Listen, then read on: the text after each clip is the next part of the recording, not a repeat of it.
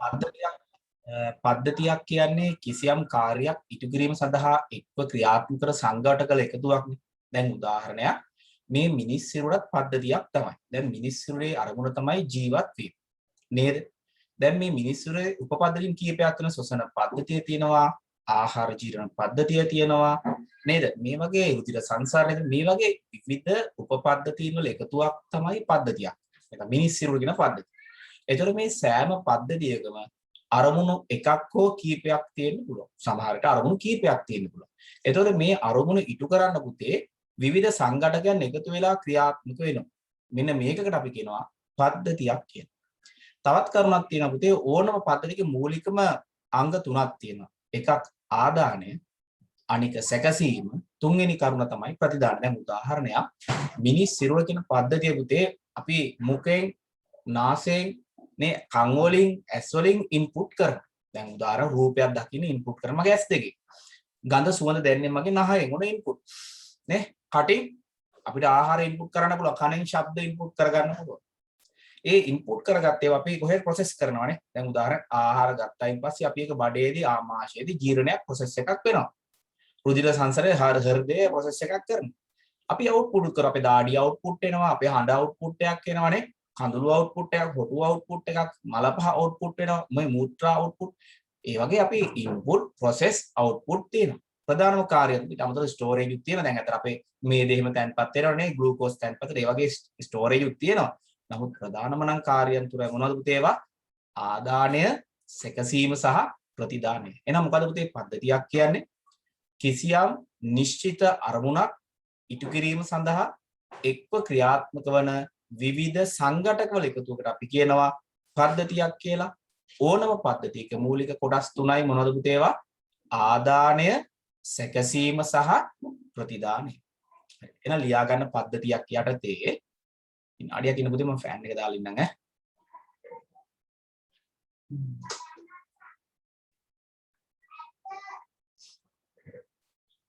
ලියාගු මේක යටතේ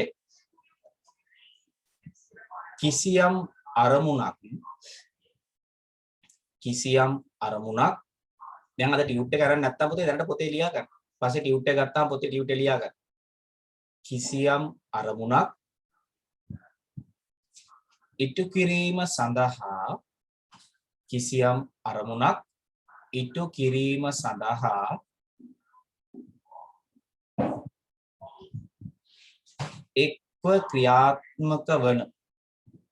එක්ව ක්‍රියාත්මක වන කිසියම් අරමුණක් ඉටු කිරීම සඳහා එක්ව ක්‍රියාත්මක වන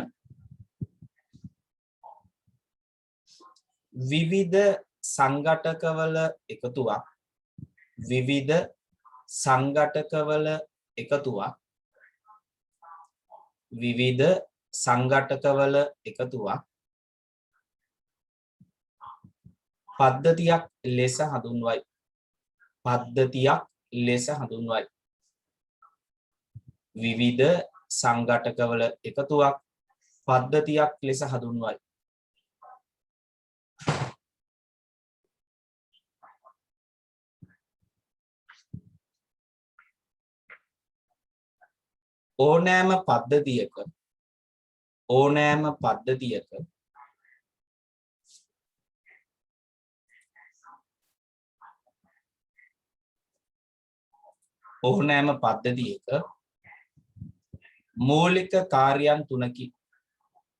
ඕනෑම පද්ධතියක මූලික කාර්යයන් තුනකි. අංක 1 ආදානය ඉන්පුට් ආදානය ඇයි අවුට් ගන්නද? නෑ තව ගන්න ඕනේ නෑ. ආදානය. අංක 2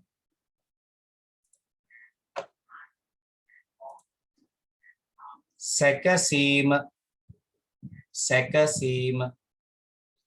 ආදානය සැකසීම. අංක 3 ප්‍රතිදානය ආදානය සැකසීම ප්‍රතිදානය. එනමුණ ආයෙත් මං කියන මොකද පුතේ පද්ධතියක් කියන්නේ කිසියම් අරමුණක් ඉටු කිරීම සඳහා එක්ව ක්‍රියාත්මක වන විවිධ සංඝටකවල එකතුවකට අපි කියන මොකක් කියලා පුතේ පද්ධතියක් කියලා කියනවා. ඕනම පද්ධතික මූලිකම කාර්යයන් තුනයි මූලිකව. ආදානය සැකසීම ප්‍රතිදානය. ඒවා තමයි මූලිකම කාර්ය. හරි නේද? කාටරි තේරුම් නැත්නම් කියන්න පුතේ. ප්‍රශ්නයක් නෑ මයික් එක ඔන් කරලා කියන්න. හැබැයි ඔන් කරලා ප්‍රශ්නේ අහලා මයික් එක ඔෆ් කරන්න පුතේ. විනාඩියකින් දොර වහලා ඉන්න පොඩි අයගේ ක්ලාස් එකක්. අපරකින්ද.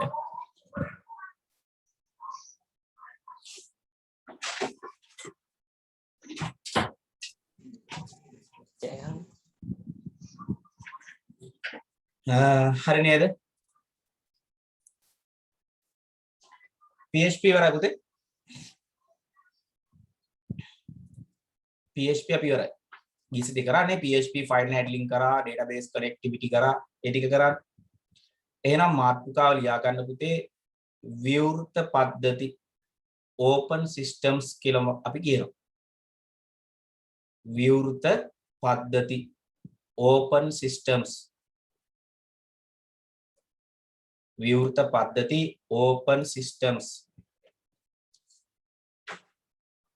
තිලර දැන් මට WhatsApp වලින් මැසේජ් එක දාන්න පුතේ. ඔව් ඉන්නකම් WhatsApp මැසේජ් එක දාන්න තිලර. විවෘත පද්ධති open systems නේ. විවෘත පද්ධතියක් කියන අපි open system එකක් කියලා කියනවා. දැන් පුතේ විවෘත පද්ධතියක් කියන්නේ සරලවම කිව්වොත් එයා බාහිර පරිසරය සමග අන්තර්ක්‍රියා සිදු කරනවා. මොකද්ද? බාහිර පරිසරයත් එක්ක අන්තර්ක්‍රියාත්මක සිදු වෙනවා නම් අපි ඒවට කියනවා විවෘත පද්ධතියක් කියලා. උදාහරණයක් මට කියන්න බලන්න බාහිරින් ආදාන ලබාගෙන බාහිරට ප්‍රතිදාන ලබා දෙන ඔන්න එක විවෘත පද්ධතියක්. ඒ වගේ පද්ධතියක් කියන්න බලන්න ඔයාලා මට. chat එකෙන් හරි ගවන්න. නැත්නම් මුල්බත් ශෝෂණ පද්ධතිය හැමදෙර ශෝෂණ පද්ධතිය හැමදෙර දැන් බාහිර ඔක්සිජන් ලබා ගත්තා කාබන් ඩයොක්සයිඩ් බාහිර පරිසරයට පිට කරා. ඒ වගේ බාහිරින් ඉන්පුට් අරගෙන බාහිර පද්ධතියට ප්‍රතිදාන ලබා දෙන තවත් පද්ධතියක් කියන්න බලන්න ශෝෂණ පද්ධතියට අමතරව. ආහාර ජීර්ණ පද්ධතිය. ඔව්. ආහාර මාර්ගය ආහාර ජීර්ණ පද්ධතිය නේ ඔය කියන්නේ. ඔක කවන්නේ නැහැ කිමු. මේ ගත්තා අවුට්පුට් කරා. මිනිස්සුරු ඇරෙන්න තව බාහිර දේවල් අපි මිනිස්සුරුම නෙවෙයි තව තියෙනවනේ තව තියෙනවා අපිට එහෙම ඒවනේ කියන්න බලන්න පුතේ විනාඩියක් දෙන්න පුතේ පොඩි වැඩක් තියෙනවා මට උත්තරයක් දෙන්න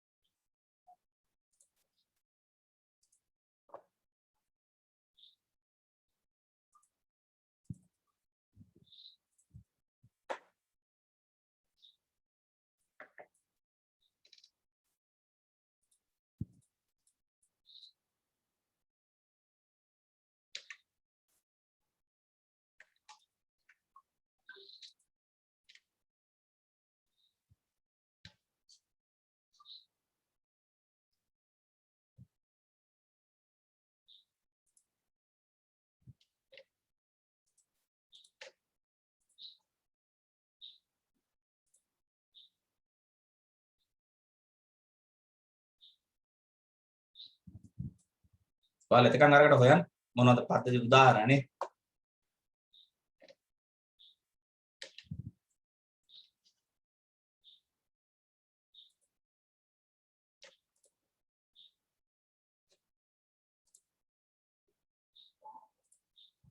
හරි බලමු හරිත ශාක කියලා තියෙනවා ATM very good ATM machine එක ප්‍රභා සංශ්ලේෂණ හරි ඔව් පරිගණකේ අයි පරිගණකේ නැද්ද ඔව් ගහක් ඇතුළේ ගෙඩියක් පුළුවන් අයි පුතේ පරිගණකේ දැන් උදාහරණ මේ මම කීබෝඩ් එකෙන් ඉන්පුට් කරනවා සිස්ටම් එකේ සකස් කරනවා පරිගණකයෙන් අවුට්පුට් එක බාහිර පරිසරයට එනවා අවුට්පුට් එක අන්න ඒ වගේ මට කියන්න බලන්න මෙන්න මේක රුධිර සංසරණ පද්ධතිය දුරකථනයේ තරනේ රුධිර සංසරණ පද්ධතිය සංවෘතයිද විවෘතයිද රුධිර සංසරණ පද්ධතිය සංවෘතයි හරි විවෘතයි කියන කට්ටිය අත උස්සන්න බලන්න විවෘතයි නම් අත උස්සන්න විවෘතයි නම් එහෙනම් සංවෘතයි නම් අත උස්සන්න very good සංවෘතයි රුධිර සංසරණය විවෘත නම් මැරෙනක් මිනිස්සු නේද බෙල්ල කැපුවොත් මැරුණා රුධිර සංසරණය පුතේ සංවෘතයි සමහර අවස්ථාවල විවෘත වෙන අනතුරක් වුණාම බෙල්ල කැපුවාම නේද ඔය ජිම් එහෙම ගියාම ගෑල් ළමයි එක කොටනවා හිටුව ගාම පාර යනකොට නේ සාමාන්‍යයෙන් සංවෘතයි. ඒතර රුධිර සංසරණ පද්ධතිය හැම විවෘත පද්ධතියක් නෙවෙයි. හැබැයි මෙහෙම එකක් තියෙනවා 100%ක් සංවෘත පද්ධතිය නම් නෑ. විවෘත පද්ධතිය උනතරක් තියෙනවා. අනු දැන් උදාහරණ අපි එතෙන් දෙටි කතා කරමුකෝ. එහෙනම් තේරුණානේ පුතේ විවෘත පද්ධතියක් කියන්නේ. දැන් මට කියන්න බලන්න එහෙනම් අපේ ඕසෝන් ස්තරය නැත්නම් අපේ මේ පෘථිවියේ ඕසෝන් ස්තරය සංවෘතයිද විවෘතයිද? තර්කයක් ආව එකපාර ළමයි කියනවා ඒක විවෘතයි කියලා. මොකද හිලක් තියෙනවලු නෑ. ඕසෝන් එක හැදිලා තියෙන සංවෘතවනේ පුතා. හැදිලා තියෙන සංවෘත මිනිස් ක්‍රියාකාරකම් නිසා දැන් පොඩි විවරයක් ඇති වෙලා ඇති. නමුත් ඔය ඕසෝන් එක හැදිලා තියෙන පුතා මේ පෘථිවියේ වෙන දේවල් බාහිරින් ලබා ගන්න හිරු එළිය වගේ දේවල් එනවා. නමුත් අපි සමහර දේවල් එළියට යන්නේ නැති වෙන්න ඕක කරලා තියෙනවා. නමුත් මිනිස් ක්‍රියාකාරකම් නිසා තමයි සිදුර වෙලා තියෙන්නේ. ඒක නිසා එන්නේ එකයි මම කිව්වේ 100%ක්ම සංවෘත පද්ධතිය නම් ලෝකේ නැහැ. දැන් රුධිර සංසරණය අපි සංවෘතයි කියවට සමහරලාට අපි එළියේ මොන හරි වුණොත් අපේ ලේවලට ඇලර්ජික් එකක් ඇති වෙන්න පුළුවන් නේ. දැලබුවෙක් ගමු ඇලර්ජික් වෙනවා ලේවලට මිශ්‍ර වෙන්න පුළුවන්. එහෙම දේවල් තියෙනවා. නමුත් 100%ක්ම නැහැ. ඔව් ඝනත්ව අඩු වෙලා තියෙන නමුත් නෑ සමහර කෙනෙක් සිදුරක් තියෙනවා කියලා නේද? එහෙම තර්ක කරන්න එපා. අපිට දැන් උදාහරණයක් මේ සමහර දේවල් තියෙනවා අපිට 100% කියන්න දැන් උදාහරණ න්‍යෂ්ටික බලාගාරයක් සංවෘතයි. එහෙම කිව්වට විවෘතව තියෙන දැන් උදාහරණයක් බාහිරින් යනවනේ කට්ටිය. හැබැයි හැමෝටම යන්න බෑනේ අවුට්පුට් එළියට දෙන්නේ නෑ යා. ඒකේ ප්‍රොඩක්ට් එකක් එළියට දෙන්න සමහර විදුලිය නිෂ්පාදනය එළියට දෙනවා. එහෙම අවස්ථා තියෙනවා මොකද සාමාන්‍ය න්‍යෂ්ටික විදුලි බලාගාරයක් සංවෘතයි කියලා කියන්නේ. විකිරණශීලී දේවල් එළියට දෙන්නේ නෑනේ යාලා. නමුත් ඒකේ ප්‍රොඩක්ට් එකක් වශයෙන් අවුට්පුට් එකේ විදුලිය ලබා දෙනවා. ඉතින් එහෙම කරනවා. නමුත් ඒ 100%ක් සංවෘත නෑ. නමුත් ඒවා අපි සලකන්නේ සංවෘතයි කියලා. එහෙනම් පොඩ්ඩක් ලියාගමු පුතේ විවෘත පද්ධතිය යටතේ ටියුස් නැත්තම් දැන් අදට පොතේ ලියාගමු පුතේ. ප්‍රභා සංශ්ලේෂණය පුතේ ප්‍රභා සංශ්ලේෂණ ක්‍රියාවලිය සංවෘතද විවෘතයි? බාහිරින් හැබැයි ඉන්පුට් ගන්නව නේද යා? හැබැයි බාහිරට අවුට්පුට් දෙනවද යා? දැන් ඒ වගේ විද්‍යාත්මක වෙඩි නේ. හරි. එහෙනම් අපි යම් ප්‍රශ්නයක් යන්කෝ. ලියා ගන්න විවෘත පද්ධතිය යටතේ ඕපන් සිස්ටම් ලියා ගන්න බාහිර පරිසරයෙන් ආදාන ලබාගෙන බාහිර පරිසරයෙන් ආදාන ලබාගෙන බාහිර පරිසරයෙන් ආදාන ලබාගෙන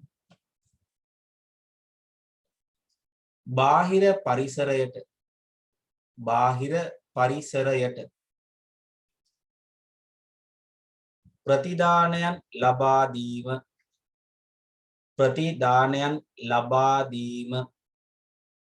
බාහිර පරිසරයෙන් ආදාන ලබාගෙන බාහිර පරිසරයට ප්‍රතිදානයන් ලබා දීම විවෘත පද්ධතියක් තුලදී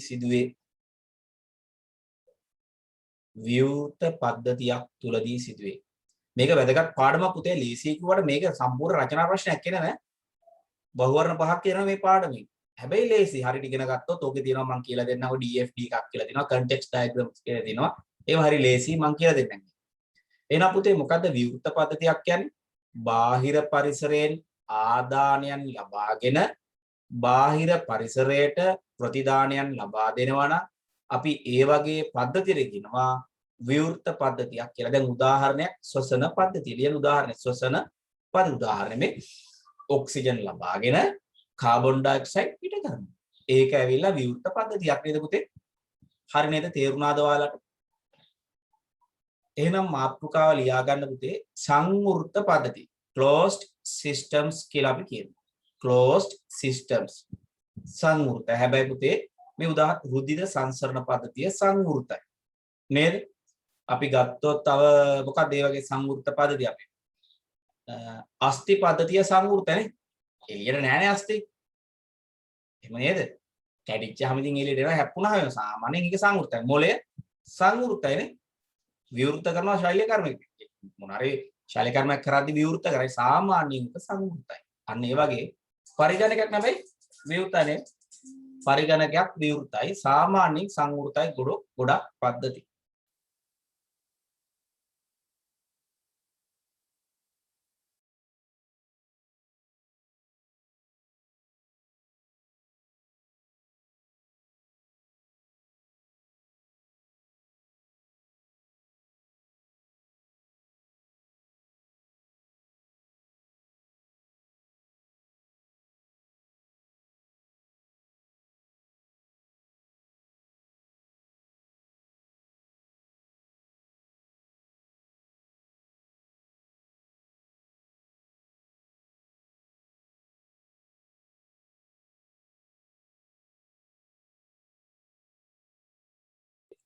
බාහිර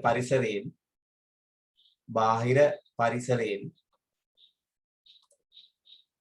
ආදාන ලබා ගැනීමක් හෝ බාහිර පරිසරයෙන් ආදාන ලබා ගැනීමක් හෝ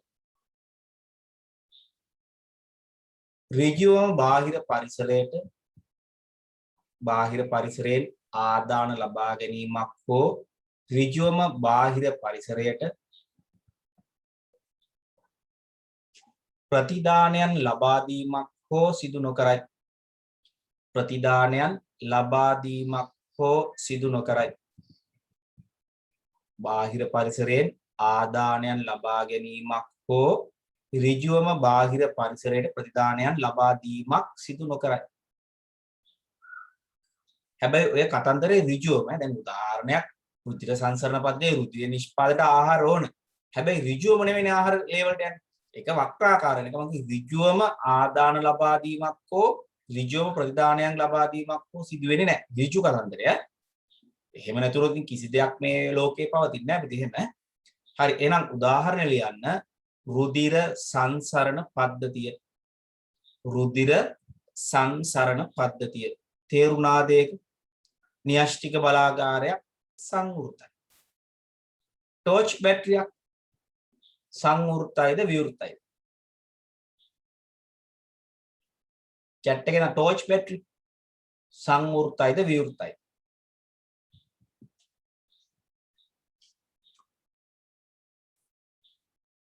ඔක වැසුණු පද්ධතියක් පුතේ. දැන් කෙනෙක් කියයි විදුලිය එළියට දෙන්න. විදුලිය එළියට දුන්නා පුතේ ඒ ඇතුළෙම තමයි සිදුවෙන විද්‍යුත් ක්‍රියාවලිය. ඒක එළියෙන් ඉන්පුට් අරන් යන විද්‍යුත් ක්‍රියාවලිය සිදුවෙන්නේ. ඇතුළෙම විද්‍යුත් ක්‍රියාවලිය සිදුවෙන්නේ.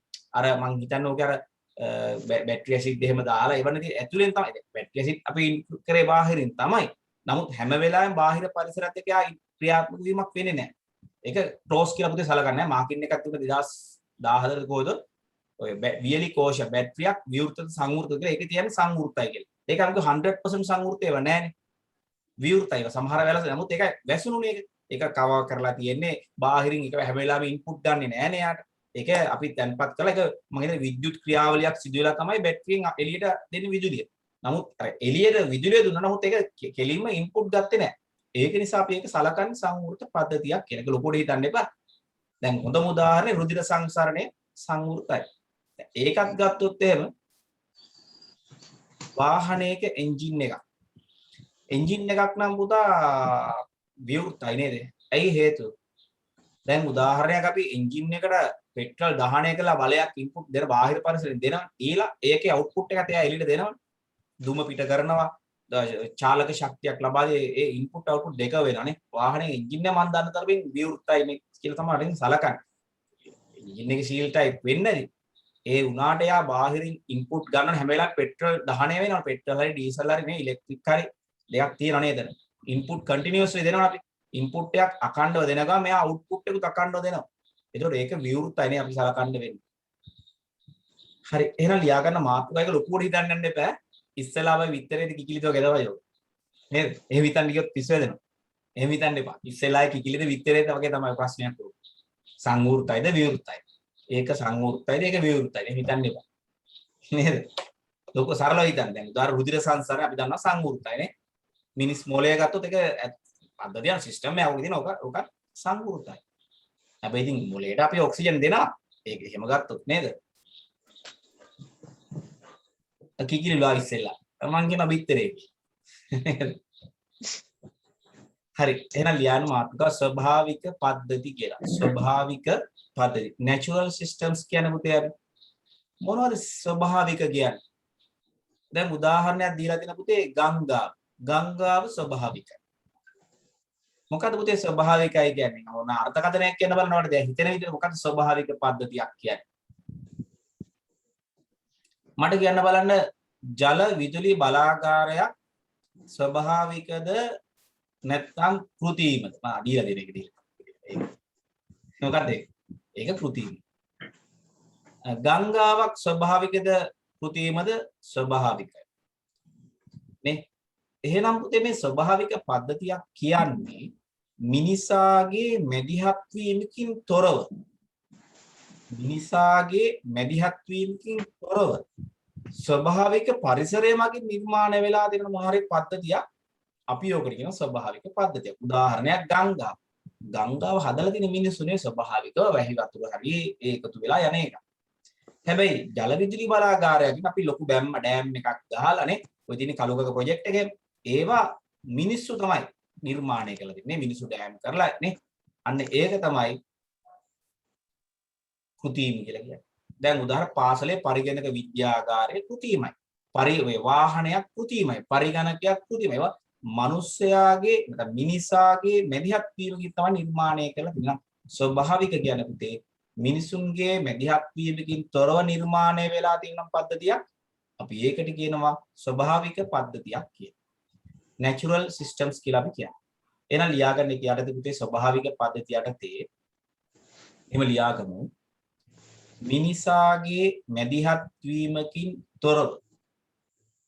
මිනිසාගේ මැදිහත් වීමකින් තොරව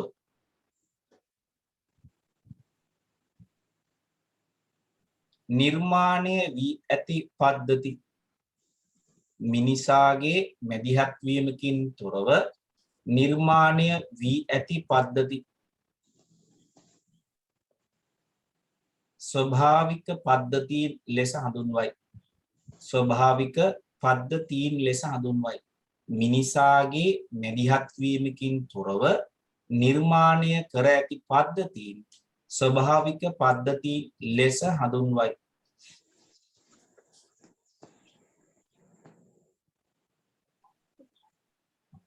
එහෙනම් බලමු මේ මොනවද කෘත්‍රිම පද්ධති කියන්නේ? කෘත්‍රිම නේද? ආටිෆිෂල් කියන්නේ අපි කෘත්‍රිම බුද්ධිය නෙවෙයි ඒ ආටිෆිෂල් ඉන්ටෙලිජන්ස්. මේ කෘත්‍රිම උදාහරණයක් පරිගණකයේ කෘත්‍රිමයි. නේ මනුස්සයා නිර්මාණය කරනවා. ලියාගමු එක යටතේ එහෙනම් කෘත්‍රිම පද්ධති. හරිනේ පුතේ අරක ලිව්වනේ. මේක වැටනම් කියන්න මම හිමින් කියන්නේ. කෘත්‍රිම පද්ධති. ලියාගන්න මිනිස්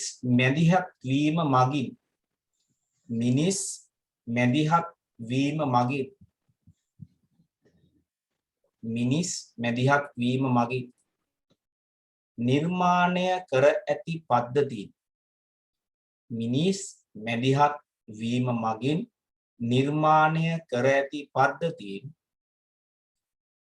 කෘත්‍රිම පද්ධතීන් ලෙස හඳුන්වයි. කෘත්‍රිම පද්ධතීන් ලෙස හඳුන්වයි. උදාහරණයක් ලියාගන්න ජල විදුලි බලාගාරයේ පරිගණකයක් පද්ධතිය නේ එවලිය ජල විදුලි බලාගාරයක් පරිගණකයක් ඒව මිනිසාගේ මැදිහත් වීමකින් තමයි නිර්මාණය කරලා තියෙන. අපි එහෙනම් ඒවට කියන පුතේ කෘත්‍රිම පද්ධතියක් කියලා. එහෙනම් බලමු අපි ඊළඟ මාතෘකාව කවුද? සජීවි ලයිව් සිස්ටම් කියලා අපි කියන්නේ සජීවි. ඒ කියන්නේ පුතේ සජීවී ප්‍රපංචයන්ගෙන් නිර්මාණය වෙලා නැත්නම් සජීවී වස්තුන්ගෙන් නම් නිර්මාණය වෙලා තියෙන්නේ පණ තියෙන දේවල් වලින් අපි ඒවට කියනවා සජීවී පද්ධති. දැන් උදාහරණයක් රුධිර සංසරණයේ සජීවී. නැත්නම් මිනිසා සජීවී. පරිගණකයේ අජීවී. නැත්නම් භෞතික. තේරුණානේ? එහෙනම් සජීවී වස්තුන්ගෙන් නිර්මාණය වෙලා තියෙන අපි ඒවට කියනවා සජීවී පද්ධතියක් කියලා.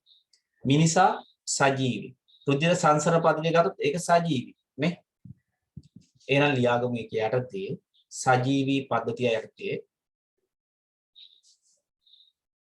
සජීවී කොටස් වලින් නිර්මාණය වී ඇති පද්ධතියක් සජීවී නැත්නම් ජීවී කියන්නේ පණ තියෙන සජීවී කොටස් වලින් නිර්මාණය වී ඇති පද්ධතියක් සජීවී පද්ධතියක් ලෙස හඳුන්වයි.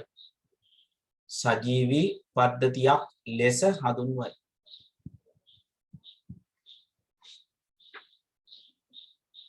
උදාහරණයක් ලියා ගන්න. මිනිසා කිව්වත් කමක් නැහැ. රුධිර සංසරණ පද්ධතිය, ශ්වසන පද්ධතිය සජීවී. ඕකේ ජීවී කොටස් තමයි තියෙන්නේ. ප්‍රශ්න දෙන්නම් අහන්න පුතේ. chat එකෙන් හරි කමන්න අහන්න ලැජ්ජායි නේ. ගැටලුවක් නැහැ. මම මේවා ලේසි නිසා කරා යන්නම්. මේකේ තියෙනවා ටෆ් කැලක් තියෙන ඉස්සරහට. ඒව හරි ලේසි තියරි තියෙන. ඔයාලට හොඳට අහන් හිටියොත් මම මේ කියන එක මම හිතේ ක්ලියර් වට ඇහෙනවා ඇති කියලා හිතනවා. ඔයාලගේ පැත්තේ සිග්නල් වල ඩ්‍රොප් වෙයි.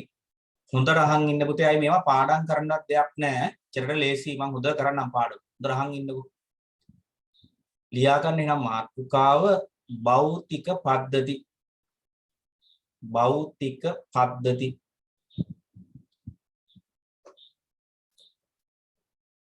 වැව පුතේ කලකන්නේ කුටීමයි කියලා තමයි. ඇයි හේතුව? වැව කියන එක පුතේ ඩෑම් එකක් එම ගහලා බෙමි ගහලා නේද? ඒක සජීවී කියන්නේ ස්වභාවික ලක්ෂණක් තියෙනවා. නමුත් වැව කියන එක ස්වභාවික පරිසරයෙන් නිර්මාණය වෙච්ච එකක් නෙවෙයි. විල නම් ස්වභාවිකයි. විල් කියන ඒවා ලංකාවේ නම් විල් නෑ නේද? වෙන රටවල හැදෙලා තියෙන පුතේ ස්වභාවිකව කඳු යාවෙලා ඒවා ස්වභාවිකයි. වැව ස්වභාවික වෙන්න බෑ. ඒ ස්වභාවික වැව් හැදිලා තියෙනවා ලංකාවේ නෑ නේ. ලංකාව ඔක්කොම කුටීම වැවුනේ.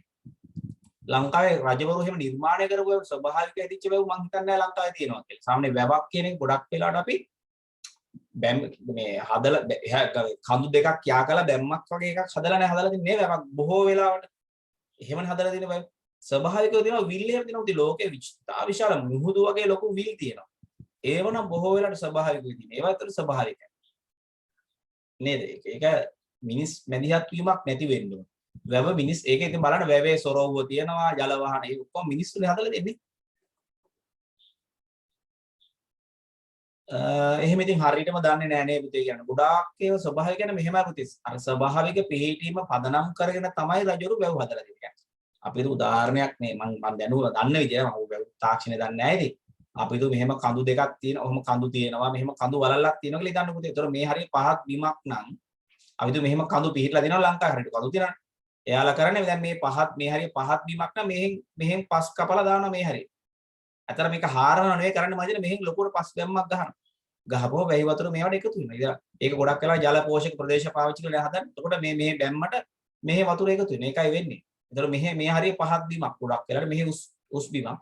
මේ හරිය එක පැත්තක් තියලා පස් දාලා වහනවා. තු මේ වටේම වලක් හාරලා හදලා නෙවෙයි පිට. ඒ ගොඩක් අය දෙන වලවල් හාරලා මං හිතන වැව් හදලා දිනවා. පොඩි මොන හරි හාරන්න ඇති. නමුත් බොහෝ වෙලාවට කරලා තියෙන දැන් අරකට කලුමක ප්‍රොජෙක්ට් එකක් එහෙමනේ කරන්නේ මං හිතන්නේ ඔය මේ නවුල පැත්තේ තියෙන මොකද්ද ලොකු මොර ගහ කන්දක් හැරුවේ නැහැනේ මං හිතන්නේ. තියෙන පහත් බීමක් අර වටේ කඳු තියෙද්දි යා කරලා ඩෑම් එකක් එහෙම තමයි මං දැනුවත්ව කරේ. හරි. එහෙනම් යමු අපි භෞතික පද්ධති සඳහා ලියා ගන්න. භෞතික කොටස් වලින් නිර්මාණය වී ඇති පද්ධතියක්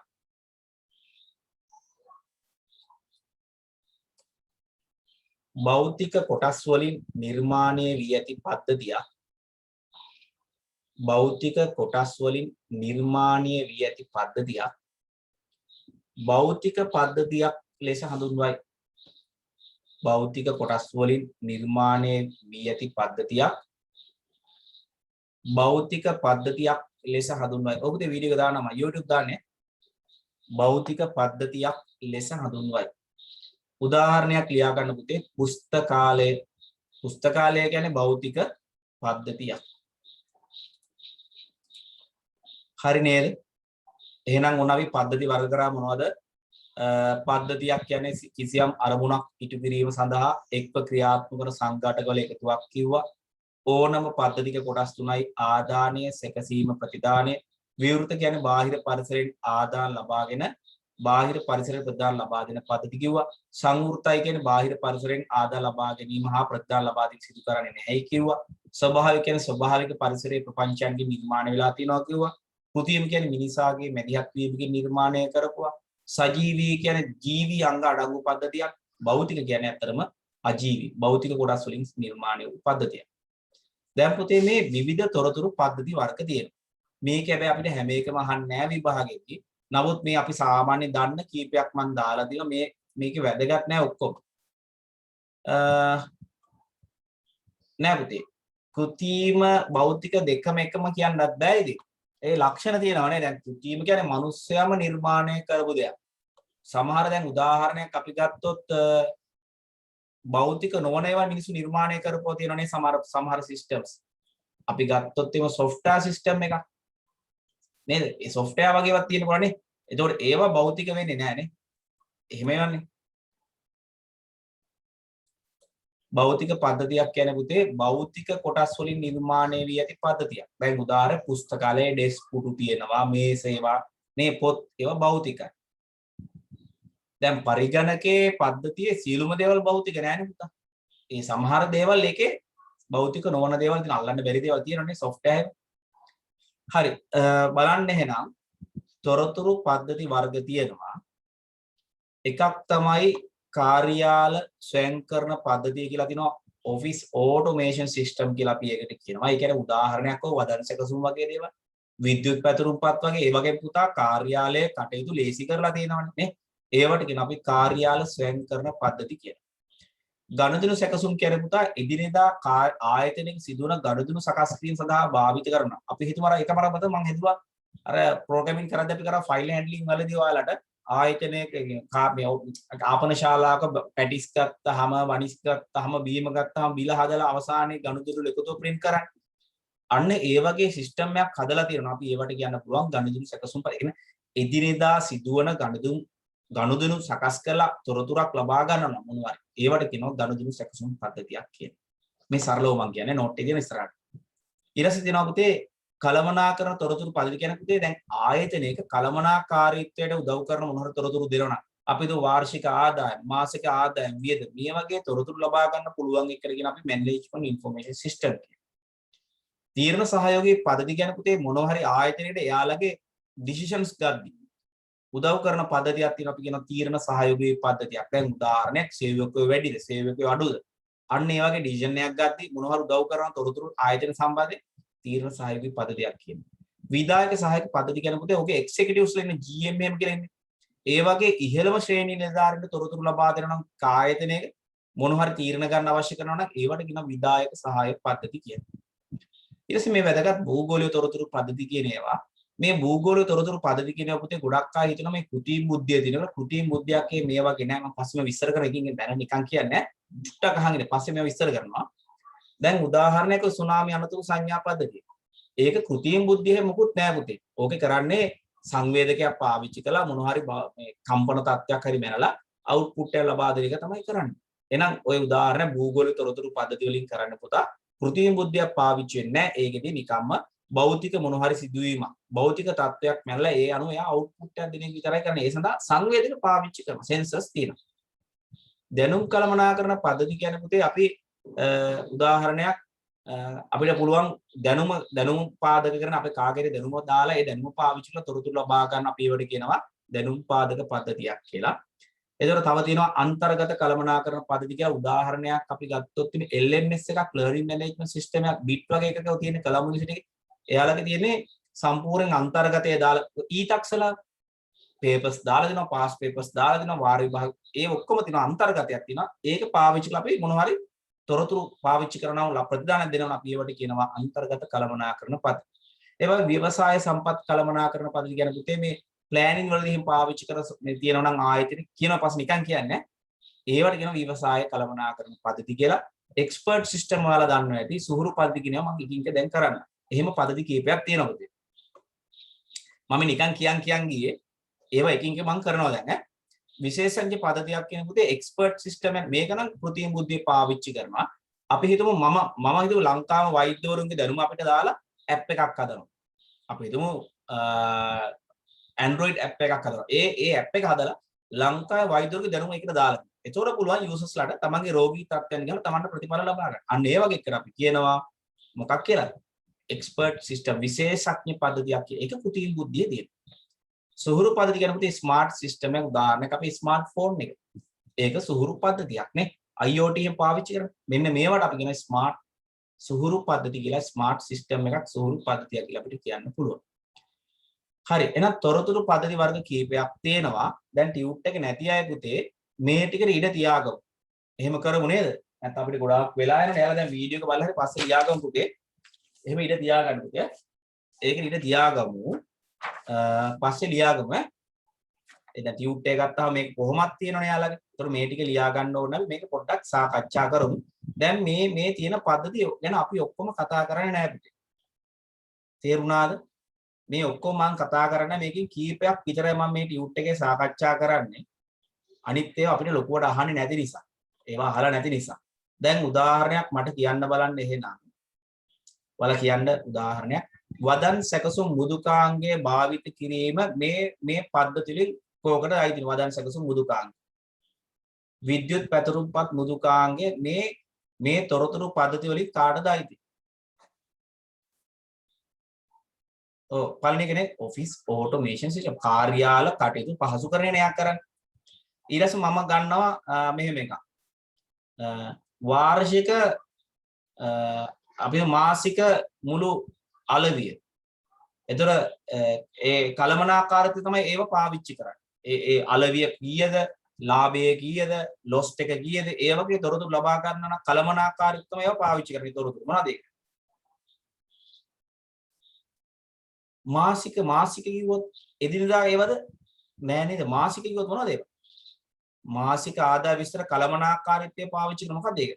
මැනේජ්මන්ට් ඉන්ෆර්මේෂන් සිස්ටම්. අපි තුමු ආපන ශාලාවේ එදිනෙදා සිදුවෙච්ච සියලුම භාණ්ඩවල ආදායම වියදම් ඒ වගේ විස්තරයක් මොකද්ද?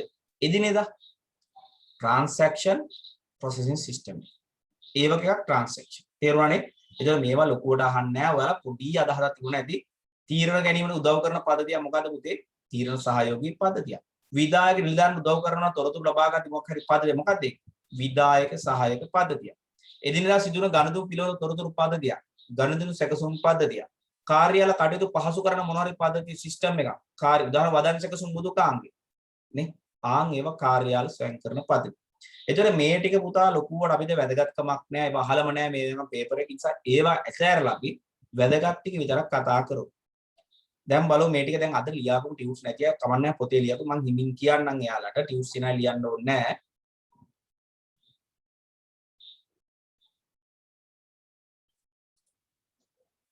හරි ලියාගමු. මාතෘකාව ලියාගන්න ටියුට්ස් නැතිව පොතේ කරමු කමන්නේ. භූගෝලීය තොරතුරු පද්ධති. භූගෝලීය තොරතුරු පද්ධති. පොඩ්ඩක් අපි ඉස්සෙල්ලා මේක කියවලෙමු මේ බලන්න. භූගෝලීය තොරතුරු පද්ධතියක් යනු එක් දත්ත සමුදායක ඇති දත්ත ඒවා පිහිටි ස්ථානයන්ව සිතියම් ගත කිරීම මැප් කරන අපි දැන් අර ජියෝග්‍රැෆි කරන කට්ටිය දන්නවා ඒව ගැන නේ. අඳින ප්ලෑන් වගේ ඒවා ආකෘති කිරීම විශාල ප්‍රමාණයේ දත්ත විශ්ලේෂණය සහ විමසීම් සිදු කළ හැකි පද්ධතිය.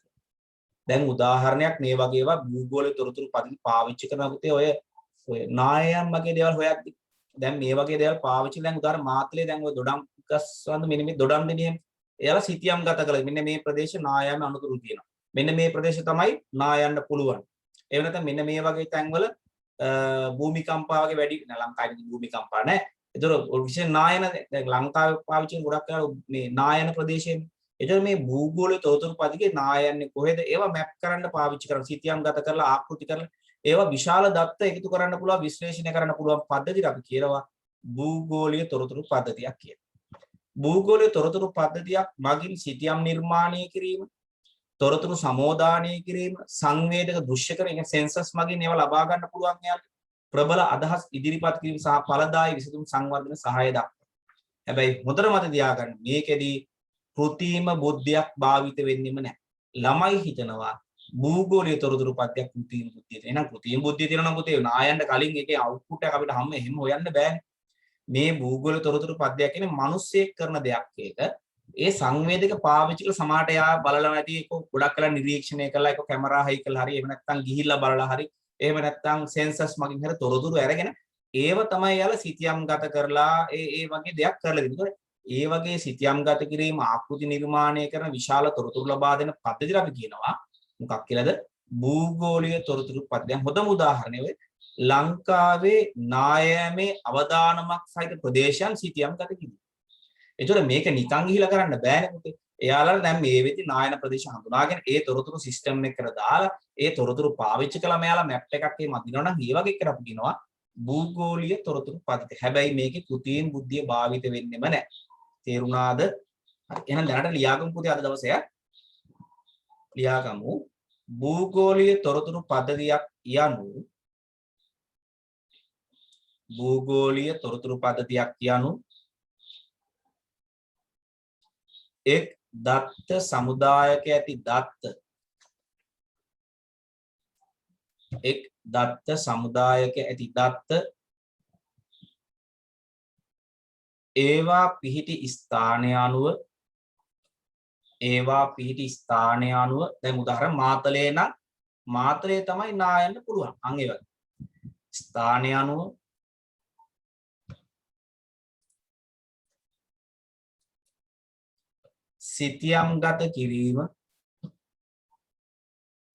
සිතියම් ගත කිරීම ආකෘති කිරීම සහ විශාල ප්‍රමාණය සිතියම් ගත කිරීම ආකෘති කිරීම සහ විශාල ප්‍රමාණය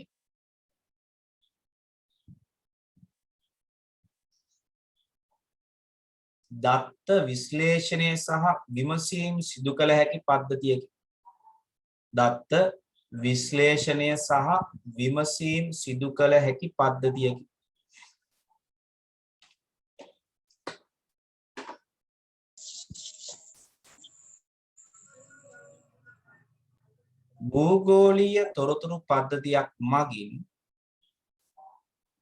භූගෝලීය තොරතුරු පද්ධතියක් මගින්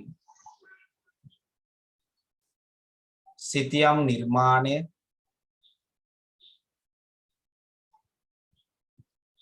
තොරතුරු සමෝදානය කිරීම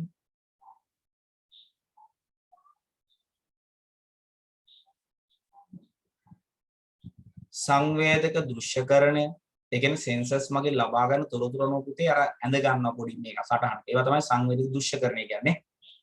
සංවේදක දෘශ්‍යකරණය ප්‍රබල අදහස් ඉදිරිපත් කිරීම සහ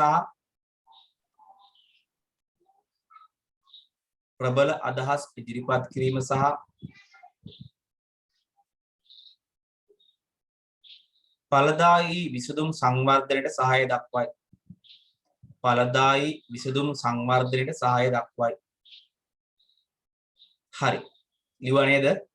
මේක නම් ඒතොර මේක තව එකක් ලියාගමු. මේක වටත්තියක් ඉඩ මැදින් කරන කියුට් සිනයි පොඩි ලියාගමු. GIS සඳහා කෘත්‍රිම බුද්ධිය භාවිත නොකරයි. Geographical Information System නේ. GIS සඳහා කෘත්‍රිම බුද්ධිය භාවිත නොකරයි. කෘත්‍රිම බුද්ධිය භාවිත වෙන්නේ නැහැ. මොකේද? භූගෝලීය තොරතුරු පද්ධතියක් තුල පුතේ කෘත්‍රිම බුද්ධිය භාවිත කරන්නේ නැහැ. හරි නේද? තේරුණාද ඒක? හරි. එහෙනම් බලන්න යට තියෙන එක්ස්පර්ට් සිස්ටම් මම ඉස්සෙල්ලා මේක කියලා දෙන්නම්. ඇත්තට මේ වගේ යෙදුමක් පාවිච්චි කරන්න පුළුවන් නම් පුතේ අපේ රටට ගොඩක් ගැලපෙනවා. එක්ස්පර්ට් සිස්ටම් එක බලන්න. කෘත්‍රිම බුද්ධිය භාවිත කරන පරිගණක යෙදුම. දැන් හොඳටම කියන්න මෙන්න මේ එක්ස්පර්ට් සිස්ටම් එකේ අපි ආටිෆිෂල් ඉන්ටෙලිජන්ස් යූස් කරනවා. විශේෂඥ පද්ධතියක් නිර්මාණය කිරීමට ප්‍රවීණ මිනිසුන් තීරණ ගන්නා ආකාරය සහ ඒවා පරිගණක තීරුම් ගත හැකි වන ලෙස පරිවර්තනය කරන්නේ කෙසේදයි හදාලා දැනුම් ඉංජිනේරුවෙක් අවශ්‍යයි. ඒකෙදි කරන්න පුතේ ඇත්තටම මම සරලවකුත් මේක තව ලියන්න දෙනවා යටින්. මෙන්න මෙයා තමයි එක්ස්පර්ට් කෙනා. knowledge from expert. මෙයාගේ දැනුම අපි දැනුම් පාදකයට දාලා තියෙනවා. මේ දැනුම් පාදකයේ තියෙන දැනුම ඉන්ෆරන්ස් එන්ජින් එකට ලබා ගන්න පුළුවන්. හැබැයි ඉන්ෆරන්ස් එන්ජින් එක අතරමැදියක කිසි ක්‍රියාත්මක වෙන්නේ. දැන් යූසර් ක්වයරි එකක් ඉල්ලීමක් කර මොනවා හරි දැන් තොරතුරක් එයා ඉල්ලීමක් නේ. ඒතර ඉල්ලපුවාම යූසර් ඉන්ටර්ෆේස් එකේ න්යාය ඉල්ලන ෆෝම් එකකින් වගේ ඉල්ලනවා නේද? යා කියනවා මට කැස්ස තියෙනවා උණ තියෙනවා විස්තර දාපුවාම මේ ඉන්ෆරන්ස් එන්ජින් එකෙන් කරන්නේ මෙයාගේ knowledge base එක මෙයාගේ දැනුම පාදකේ ඒ දැනුම අරගෙන යූසර්ට ඇඩ්වයිස් එකක් දෙන්න පුළුවන්. හැබැයි යූසර් නන් එක්ස්පර්ට් කෙනෙක්. එයා විශේෂඥයෙක් නෙවෙයි. එයා නිකන් ජස්ට් මිනිස්සෙක්. එයා කොහරි විමසීමක් කරායින් පස්සේ පුතේ මේ ඉන්ෆරන්ස් එන්ජින් එකට පුළුවන් මෙයාගේ දැනුම මෙයාගේ එක්ස්පර්ට් නොලෙජ් එක දාලා තියෙන මේ දැනුම පාවිච්චි කරලා මොන හරි තීරණයක් තේරුණාද මෙන්න මේ වගේ එකකට අපි කියනවා එක්ස්පර්ට් සිස්ටම් එකක්. ඉතින් හිතන්න අපිට ලංකාවේ ඉන්න සියලුම වෛද්‍යවරුන්ගේ දැනුම මේකට විශේෂඥ වෛද්‍ය දැනුම දාලා අපිට රෝගී තත්ත්වෙන් දුක කරන්න පුළුවන් නම් කොච්චර හොඳද. එහෙම වල කරයි කියලා හිතනවාද? කරයිද? තියෙන එහෙම සිස්ටම් කියලා. ලංකාවේ කරන්න පුළුවන්. කරයිද ලංකාවේ කරන්න කවදා? විශේෂඥ වෛද්‍යවරුන්ගේ දැනුම පාදකයේ දාලා තියයිද හො? දන්නේ හදුවා දන්නේ. ඕ PP නැති නේද පුතා? මොනවා PP කියන්නේ? ප්‍රයිවට් ප්‍රැක්ටිස් නැති එක. නේද? එහෙම කරන්න දැන් ඔයාලා හිතනවා අපි YouTube එකේ එහෙම පුතේව දැම්මට පාඩමක් හදලා සමහරවල්ලාට දාන්නේ නැහැ නේ ගොඩක් අය නේ එහෙම දාන්නේ නැහැ අයියේ. එතකොට ඒක බලලා ළමයි ක්ලාස් වෙන්නේ නැති එහෙම හිතනවනේ මිනිස්සු නේ. එහෙම හිතන මිනිස්සු ඉන්නවා. ලංකාව හරියන්නේ නැහැ පුතේ. දැන් ගොඩක් කරලා සමහර මිනිස්සු පුතා මම දන්න ගුරුවරු ඉන්නවා. මොකද මම නම කියන්නේ නැහැ. මම මට වෙඩි තියලා දාලා කියන්නවා. නෝර මහා අපි දුම් බයෝමැත්ස් කරන ගුරුවරුන්ගේ අපි දුම් ෆිසික්ස් එහෙම කියලා කියන විෂය.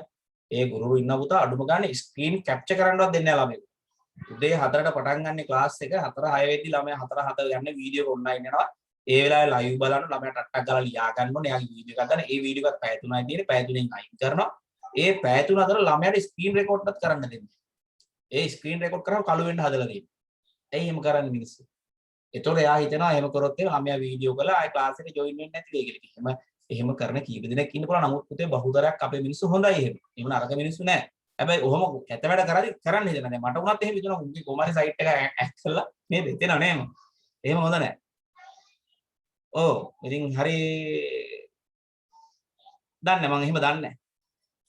කවුද කියන මම දන්නේ නෑ මට කිව්වේ අර ළමයෙක් කිව්වේ එහෙම කරනවා කියලා සර් කෙනෙක්. මම නම දන්නේ නෑ ඒ විෂය අපි ඔව් ගොඩක් විෂය නෙමෙයි තමයි කෙමිස්ට්‍රි ෆිසික්ස් මැත්ස් ඔය ලොකු ගුරුවරු යෝධයෝ ඉන්නේ මහ ලොකුනේ. වැඩක් නෑ පුතේ ඒවා අපි අනුමත කරන්න බෑ මිනිස් විදිහට අපිට අනුමත කරන්න බෑ ඒවා කවදාවත් නේ.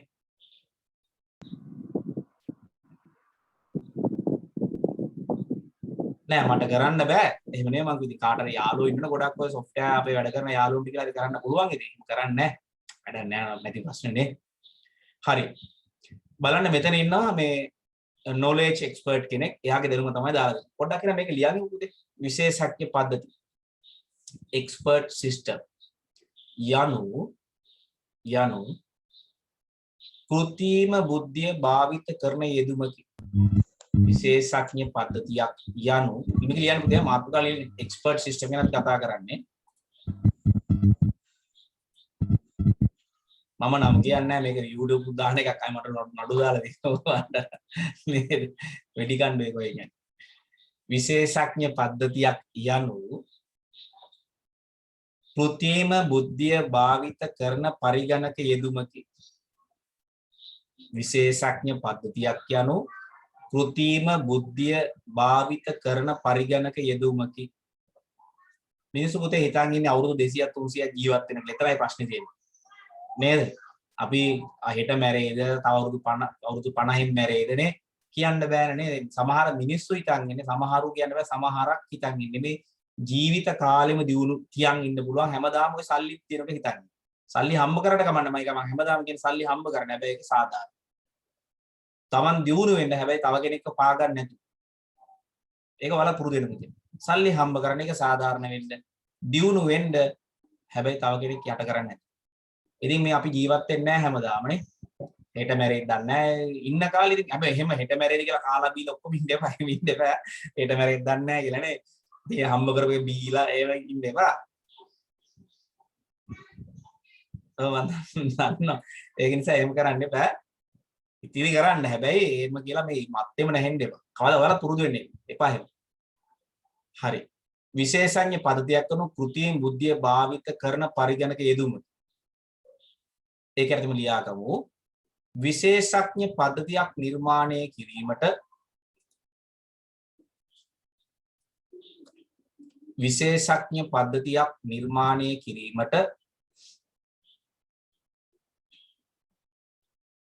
ප්‍රවීණ මිනිසුන් තීරණ ගන්නා ආකාරය සහ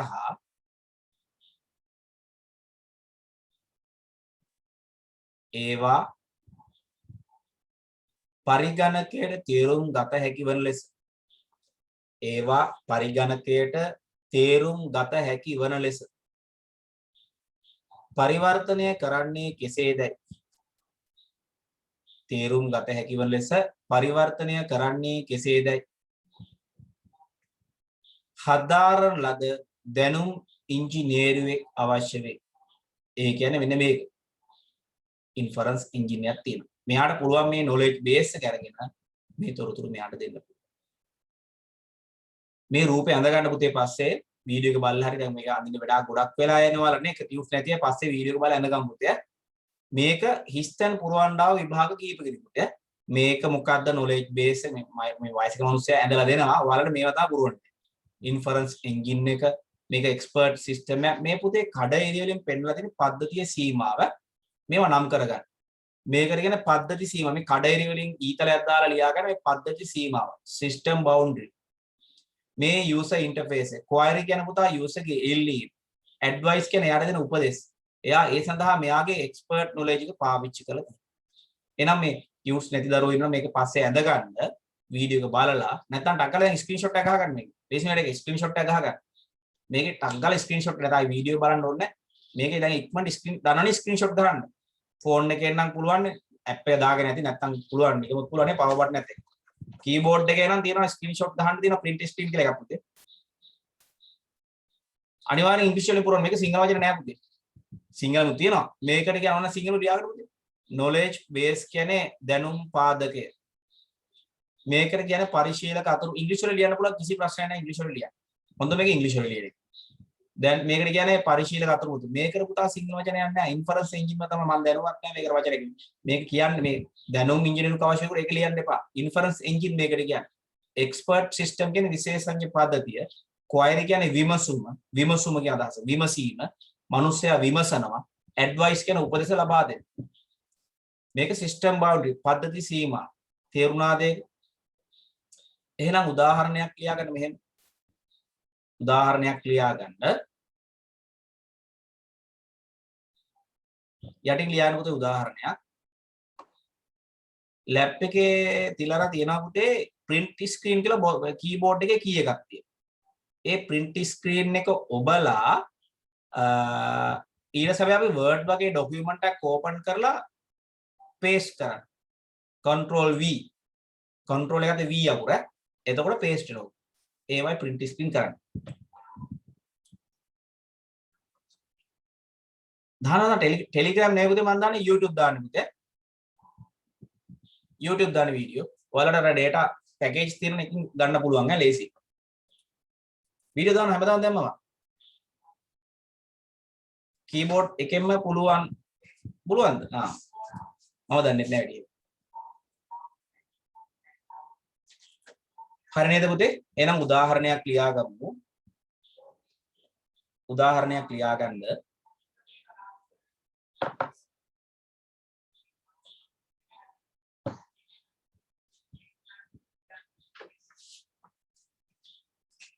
විශේෂඥ වෛද්‍යවරුන්ගේ දැනුම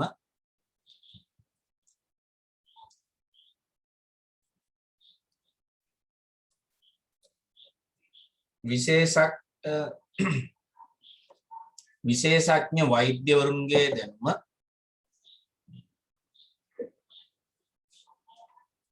දැනුම් පාදකයකට ආදානය කර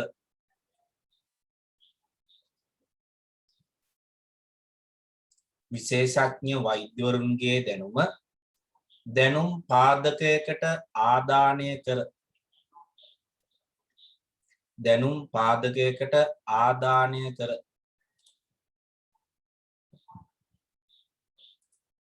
එමගින්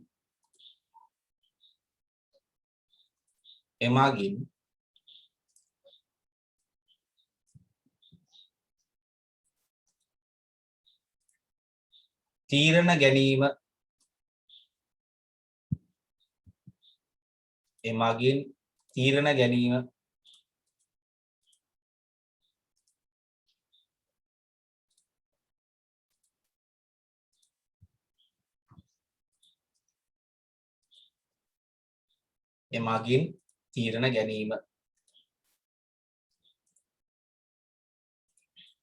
හරි නේද?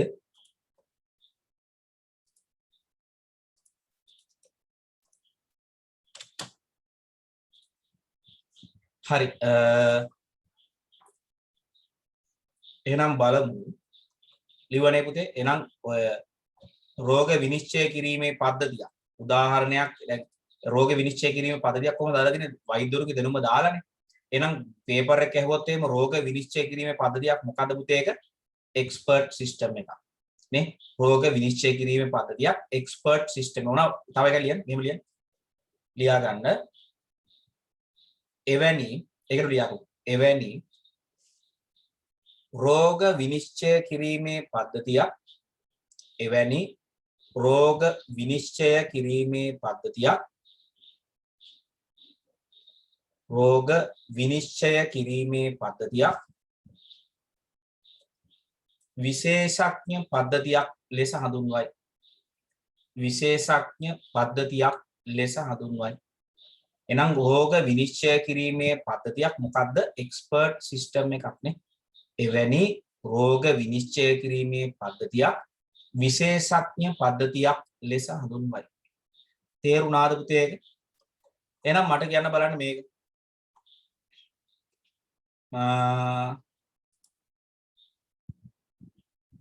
භූගෝලීය තොරතුරු පද්ධතියක් තුළ කෘත්‍රිම බුද්ධිය භාවිත කරනවද නැද්ද?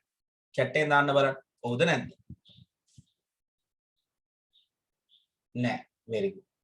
මම YouTube එකේ link එක දැම්මා ඔයාලට නෑ. එක්ස්පර්ට් සිස්ටම් එකක් කියන උදාහරණයක් අපි කියේ දැනුම් පාදකයක් විශේෂඥ වෛද්‍යවරු දැනුම මේ රෝග විනිශ්චය කිරීමේ පද්ධතියක් තුළ පාවිච්චි වෙනවද නැද්ද? කෘත්‍රිම බුද්ධිය පාවිච්චි කරනවා. අනිවාර්යෙන් අය පේපර්ස් කරද්දී අහුවේවා. ඔය වගේ සරල දේවල් අහන්න පුතේ. බය වෙන්න එපා. ඒවා ලේසි. හරි නේද එහෙනම්? එහෙනම් අපි යන් ඊළඟ කෑල්ලට. කමන්නේ. මෙහෙමයි ඉතින් අර සමහර ඒවා දැන් මවුස් කියදී ඉංග්‍රීසි වල ලියන ප්‍රශ්නයන් ඒවට ලකුණු දෙනවා පුතේ. ඒක ලොකු ගැටලුවක් නෑ බා. ඒක ගැටලු කරගන්න එපා වා. හැබැයි මේක සම්පූර්ණයෙන් ලියන්න එපා. දැනුම් කළමනාකරණ සදා knowledge management system එහෙම ලියන්න එපා. තේරුණා නේද? එහෙම සම්පූර්ණ ඔක්කොම ලියන්න යන්න එපා. එහෙනම් බලමු මාතෘකාව ලියා ගන්න දැනුම් කළමනාකරණ පද්ධති knowledge management system. මේ බලන්න. ඉස්සලා කියවලු සංවිධානයක දැනුම අන්තර් ඥානය සහ අත්දැකීම එක්කෙනෙක් කෙනා ගාපු අත්දැකීම එක්කෙනාගේ ඥානය නේද අනුවර්තනය කිරීම සබල කරන ආකාරය හඳුනාගෙන භාවිත කරන පිළිවෙත් පරාසයක් ඇතුළත් වේ. එවැනි අන්තර් ඥානයේ සහ අත්දැකීම් වල දැනුම අඩංගු වේ. ඒ කියන්නේ පුතේ මේ මොන හරි ආයතනයක අත්දැකීම් තුලින් පොතපත කියවීම් ලබාගත් පළපුරුද්දෙන් ලබාගත් ඒ ඥානය අපි කියන අන්තර් ඥානය කියලා. ඒ අන්තර් ඥානය සහ ඒලාගේ අත්දැකීම් ලබාගෙන අපිට අනුවර්තනය කරනවා කියන එක ලබා ගන්න ක්‍රමයක් හදලා දෙන මොන හරි පද්ධතියක්. අපි ඒවට කියනවා දැනුම් කළමනාකරණ පද්ධතියක් කියලා. මොකද සමහරට අපි දැනුම ගන්න ක්‍රම කීපයක් තියෙනවා. එකක් තා පුතේ දැන් ඔයාලා මං කියලා දෙද්දි අහගෙන දැනුම ගන්න. ඔයාලම හිතන්නකෝ. දැන් සමහර දේවල් වල පොතපත කියවලා දැනුම ගන්න අවස්ථා ඇති. නේද? සමහර ඉස්කෝලෙන් දැනුම ගත්ත ක්‍රම ඇති. එහෙම නැත්නම් අන්තර්ජාලයෙන් ඉගෙන ගන්න ඇති. ඒ කියන්නේ විධිමත්ව ගන්නනේ දැනුම වල. ඒවා තමයි විධිමත්ව ගන්න. එක්කෝ ගුරුවරයෙක් කියලා දීලා වෙන්න පුළුවන්. එහෙම නැත්නම් වල පොතක් කියවලා ඉන්න නැත්නම් වීඩියෝ ඒවා පුතේ කියන්නේ අපි විධිමත්ව ලබා ගන්න දැනුම. පොතපතින් හෝ අන්තර්ජාලයෙන් හෝ විවිධ බහුමාධ්‍ය වලින් වල ලබා ගන්න. සමහර දේවල් තියෙනවා පුතේ අපි ලබාගත්ත දැනුම තියෙනවා අත්දැකීම් තුල. එහෙම නැද්ද? දැන් සමහර දේවල් අපි දන්නවා මේ අත්දැකීම් තුලින් ලබා ගන්න ඒවා තියෙනවා. දැන් සමහරලාට අපි ඔය වලටත් ඇවිල්ලා ඇති අත්දැකීම් ලබාගත් දැනුමක් තමයි මට එකපාරක් සම්පූර්ණ දැනුමක් මේ සිස්ටම් යුනිට් එකක මොකක් හරි ප්‍රශ්නයක් කියලා මම නැමිලා මෙහෙම හැදුවා. හදනකොටම මාළේ ගිහිල්ලා වැදුනා කේසින් එක. කේසින් එක පුතා අර්ත් එක වැඩ කරේ නැහැ. මොකක් දෙන්නේ ඒතර? හොඳ දැනුමක් ආව මට මේ ගෝල්ඩ් ඒ කියන්නේ රත්තරන් තුලින් හොඳට විදුලිය සම්නන්න කියලා හොඳ අත්දැකීමක් ආවා. මේ කම්මලෙත් එක දුම දානවා දැනෙනවා ඒක. ඒක හරි අමිහිරි අත්දැකීම. මේ එහෙ වෙනවා.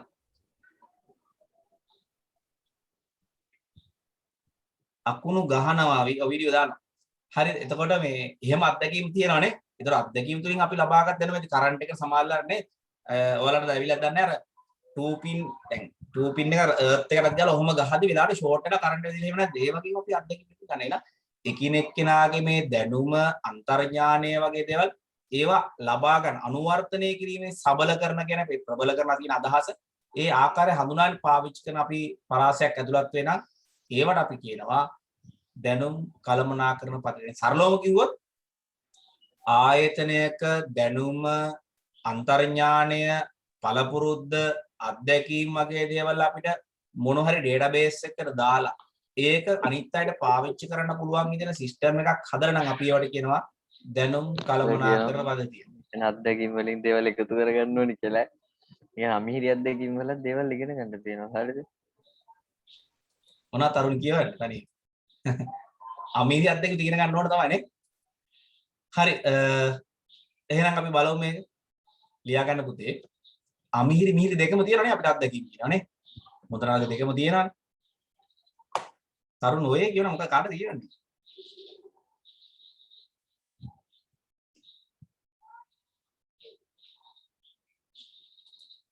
පුතේ මෙහෙමයි. මේකේ එක්ස්පර්ට් සිස්ටම් එක නෙවෙයි. දැනුම් කළමනාකරණ පද්ධතියක් කියන එකේ අරකයි වෙනසක් තියෙනවා. දැන් මේකේ පුතා විධිමත් දේවල් නෙවෙයි තියෙන්නේ. මේකේ තියෙන පුතා විධිමත් විදිහ නෙවෙයි දැන් උදාහරණ අත්දැකීම් තුලින් ලබා ගන්න දේවල් නේ ඊට පස්සේ පළපුරුද්දෙන් ලබා ගන්න විධිමත් දේවල් නෙවෙයි. ඒතර මේක එක්ස්පර්ට් සිස්ටම් එකක් වෙන්නේ නැහැ. මේක නිකම්ම නිකන් ඩේටාබේස් එකක් වගේ දෙයක් තමයි. හැබැයි මේක ඊට එහා ගියේ බලන්න මේක එක්ස්පර්ට් සිස්ටම් එකක් කිව්වොත් මේ විශේෂඥ වෛද්‍යවරු දැනුම විධිමත් අපි දාලා දෙන්නේ. දාලා මේ ඉන්ෆරන්ස් එන්ජිනියර් යූසර් කෙනෙක්ගේ ක්වයරි එක ඇඩ්වයිස් එකක් තමයි දෙන්නේ. මේක ඊට වඩා වෙනස්. මේකේ තියෙන පුතා මේ දැනුම් කළමනාකරණ පද්ධතියක මේක විශේෂඥ පද්ධතියක් නෙවෙයි. පටල ගන්න එපා ඒක. සංවිධානයේ දැනුම අන්තර්ඥානය සහ අත්දැකීම් අනුවර්තනය කිරීම සහ සබල කරන ආකාර හඳුනා භාවිත කරන පිළිවෙත් පරාසයක් තමයි මේකේ තියෙන්නේ. ඒතර අර වගේ එක්ස්පර්ට් සිස්ටම් එකක් එහෙම නෙවෙයි මේක. එකිනෙකනාගේ මේ අත්දැකීම් පළපුරුද්ද දාලා ඒ අනුව තීරණ ගන්න පාවිච්චි කරන අපි ඒවට කියනවා දැනුම් කළමනාකරණ පද්ධතියක් කියලා. හරි එනක ලියා ගන්න මම කියවන්න ඕනේ මේක බලලා ලියා ගන්න ඕනේ. එහෙම කරමු නේද? නැත්නම් වෙලා යනවා. අපි ඉස්සරහට යමු පුතේ. ඔය ලියා ටියුට්ස් නැති අය ටියුට් එක බලලා ලියාගමු පුතේ. මේ වීඩියෝ එක බලලා ලියාගමු. හරි බලන්න ඊළඟ එක. අන්තර්ගත කළමනාකරණ පද්ධති. content management system. CMS කියන්නේ content management system. යනු අංකිත දත්ත නිර්මාණය සහ නවීකරණය කිරීම සඳහා සකසා ඇති පරිගණක යෙදුමි. application එක. මේ සහයෝගිත පරිසරයක සේවය කරන බහුවිධ පරිශීලන උදව් කරනවා. දැන් උදාහරණයක් ඊතක්සලාව එකවර යූසර්ස්ලා විශාල ප්‍රමාණයක් පාවිච්චි කරන්නේ බහු පරිශීලන උදව් කරනවා කියන එක.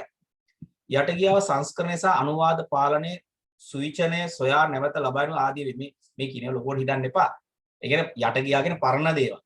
දාලා තියෙන ඒවා සංස්කර එඩිට් කරන්න පුළුවන් අනුවාදනය පාලනය කරන සුවිචනය නේද? සොයා නැවත ලබන ආදී වේ. ඒතර අපිට නැවත ගන්න පුළුවන් ඒවා වෙනස් කරන්න පුළුවන්. නේ දැන් උදාහරණයක් assignments එකම අපිට දාන්න පුළුවන් නැවත පරණ දාපුවා බලන්න පුළුවන් ඒව වෙනස් කරන්න පුළුවන් ඒ වගේ දේවල් මේ කියන්නේ අන්තර්ගත කළමනාකරණ පද්ධති අන්තර්ගතයේ සහ ඉදිරිපත් කිරීම සඳහා වෙන් කිරීම සඳහා සහාය දක්වන උදාහරණයක් තමයි අපි ඔය කතා කරන LMS එක learning management system එක. ඒකේ අපිට පැවරුම් කරන්න පුළුවන් online විභාග කරන්න පුළුවන් online ඒ වගේ e-books වගේ දේවල් ඒවා download කරගන්න පුළුවන් ඒවා තුල වෙනස්කම් කරන්න පුළුවන් අපිට නේ පරණ දාපු assignment එක වෙනස් කරන්න මෙන්න මේ වගේ දේවල් තමයි මේ තියෙන්නේ. මේ සිංහ වචන ගැන හිතන්න එපා. මේ ගුරුවත් පොතෙන් ගත්තේ මේක. ඒ කියන්නේ අන්තර්ගත කළමනාකරණ පද්ධතියක් කියන්නේ පුතේ කන්ටෙන්ට් එකක් දාලා තිනවා. ඒ කන්ටෙන්ට් එක ඒ સંદર્ભය පරිශීලකයන් විශාල ප්‍රමාණයක් එකවර පාවිච්චි කරන හොඳම උදාහරණයක් තමයි ඊතක්සලා වගේ එකක්. ඒක ගොඩක් කරලා ඊතක්සලාෙන් එළියෙන් පාවිච්චි කරන්නේ. ඔය login username password දීලා අපිට LMS එකක්. ඒ වගේ දෙයක් ගන්න පුළුවන්. මේවා ලොකුට හිතන්න එපා. ඒ අහන්නේ එහෙම. මේ නිකන් දාලා මේ ගුරුවත් පොතේ නිසා මම දුන්නේ එහෙම එක පේපර් එකක් අහලත් නැහැ. පොඩ්ඩක් දැනගත්තා නම් ඇතිවල්. එහෙනම් උදාහරණයක් ලියා ගන්න මෙතනින් උදාහරණයක් ලියා ගන්න. ඉගෙනුම් කළමනාකරණ පද්ධතියක්. උදාහරණයක් ලියා ගන්න. ඉගෙනුම් කළමනාකරණ පද්ධතියක්.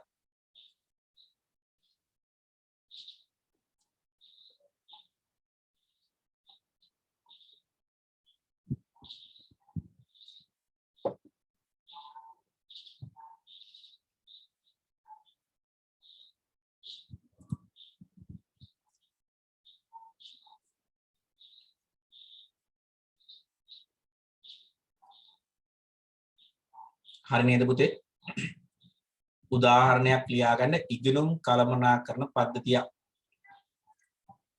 දැන් පුතේ ටියුට් ගත්ත නැති දරුවෝ ඉන්නවනේ දාත අරන් නැති අය ඉන්නවනම් පස්සේ මේකේ වීඩියෝ පෝස්ට් කර කර ලියාගමු නේද නැත්නම් වෙලා යනවනේ අපිට එහෙම කරමු යන්න එපා අහන් ඉන්න අහන් ඉඳලා පස්සේ වීඩියෝ එක පෝස්ට් කර කර ලියා ගන්න හරි එහෙනම් බලමු අපි සුහුරු පද්ධතියක් ස්මාර්ට්ෆෝන් එක ගන්න උදා උදාහරණ ස්මාර්ට්ෆෝන් එකනේ මේ බලන්න විසින් සංවේදනය කිරීම සෙන්සර්ස් එහෙම තියෙනවනේ ක්‍රියාත්මක කිරීම සහ පාලනය කිරීම වගේ පවතින දත්ත මත අනාවේකී පැවසීම හෝ අනුවර්තී ආකාරයෙන් තීරණ ගැනීම කළ හැකි අනුවර්තී කියන වෙනස් වෙන ආකාරයෙන් තීරණ ගන්න පුළුවන් සුහුරු ක්‍රියාවලින් තත්ත්වයන් විස්තර කිරීම හා විශ්ලේෂණය කිරීම ක්‍රම ඇතුළත් වේ සංවර්ධක රූප පාලනය බල ශක්ති කාර්යක්ෂමතාවය සහ ජාලකරණ හැකියාවන් මත පදනම් වී සුහුරු පරිදි ස්වතන්ත්‍ර ක්‍රියාකාරී යොමු කළ හැකි ස්වතන්ත්‍ර කියන පුතේ තනියෙන් ක්‍රියාත්මක කරන්න පුළුවන් දැන් උදාහරණයක් අපි ස්මාර්ට්ෆෝන් එකක් එහෙම ගත්තොත් නේ අර කන ලං කරද්දී ඒක සෙන්සර් එකකින් ඕෆ් කර ගන්නවා ඩිස්ප්ලේ එක එළියට ගන්නකොට ඩිස්ප්ලේ එක ඕන මෙන්න මේ වගේ ස්වතන්ත්‍ර ක්‍රියාකාරීත්වය උදව් කරගෙන එයාට තනියෙන් ස්වයං ක්‍රියාකාරීත්වයක් කරන්න පුළුවන් ඒ වගේ කරගෙන ස්මාර්ට්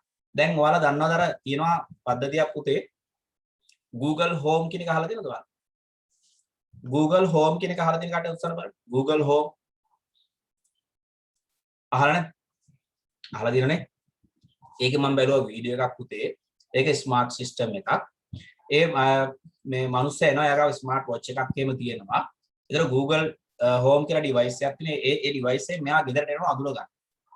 හඳුනාගත්තායින් පස්සේ මොකද කරන්නේ මේ ඩිවයිස් එකකින් දොරවල් එහෙම අය ලයිට් බැටරි ඉස්සර ලයිට් එක ඔන් වෙනවා. ඊට පස්සේ දොරවල් එහෙම ඇරෙනවානේ. මෙයා ගේ ඇතුළට යනවා ගියායින් පස්සේ AC එක ඔන් වෙනවා. ඒ අර ඩිවයිස් එකෙන් ඔක්කොම කරන්නේ. ඒතකොට ඒ වගේ එකක් මේ ඒවට ස්වතන්ත්‍රකයේ තනියෙන් යාට ක්‍රියාත්මක කරන්න පුළුවන්. මේ බල ශක්ති කාර්යක්ෂමතාවය කියන දැන් උදාහරණයක් පුතේ මෙයාට පුළුවන් අපිට උදාහරණයක් කරන්න පුළුවන් මේ අර මගේ විදුලිය ඕෆ් ඔටෝමැටිකලි ඕෆ් කරන්න පුළුවන්. අපි එනකොට විතරක් ඔටෝමැටිකලි ඔන් කරන්න පුළුවන්. මේ වගේ දේවල් නේ. මේ පාලනය කරන්න පුළුවන්. ජාලකරණ හැකියාව මෙන්න මේ වගේ දේවල් තියෙනවා. ඒක තමයි මේ අපි කියන සුළුරු පද්ධතියක් කියලා. මේ කටපාඩම් කරන්න එපා. මේවා ලියන්න එන්නේ නැහැ ඡේද වශයෙන් කිසිම දෙයක්. MCQ එක වගේ ඇහුවොත් තමයි එන්නේ. මේක අනික මේ සුළුරු පද්ධතිය ගැන පුතේ වෙනම පාඩමක් මම 13 වෙනි පාඩමේදී කරනවා. එහෙම ලොකුවට හිතන්න එපා. උදාහරණයක් ස්මාර්ට්ෆෝන් කියන පුතේ සුහුරු පද්ධතිය. එහෙම මතක තියාගන්න ඕනේ.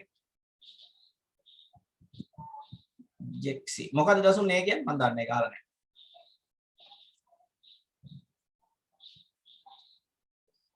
නෑ ස්මාර්ට් සිස්ටම් එකේ කෘත්‍රිම බුද්ධිය නෑ පුතේ. ඒක පටල ගන්න එපා. මේ ස්මාර්ට් දැන් ගොඩක් අය ඉතින් ස්මාර්ට්ෆෝන් එකේ කෘත්‍රිම බුද්ධිය කියලා ඒක නෑ පුතේ. මෙන්න මේක මතක් වුණා කියන්න ඔයාලට දන්නවත් දන්නේ නැහැ ඔයාලා මෙන්න මතක් වුණා කියන්නම්. මේක ඉස්සරහට කරනවා 13 වෙනි පාඩමේ එකක් තමයි IoT තියෙනවා. ඉස්සෙල්ලාම තිබුණේ IOP. දැන් ආව IoT. මොකද්ද IOPs and IoT කියන්නේ? දිගුණාව දන්නයි කියන්න බලන්න. chat එකෙන් හරි ගමන්න. IOP සහ IoT කියන්නේ මොකක්ද?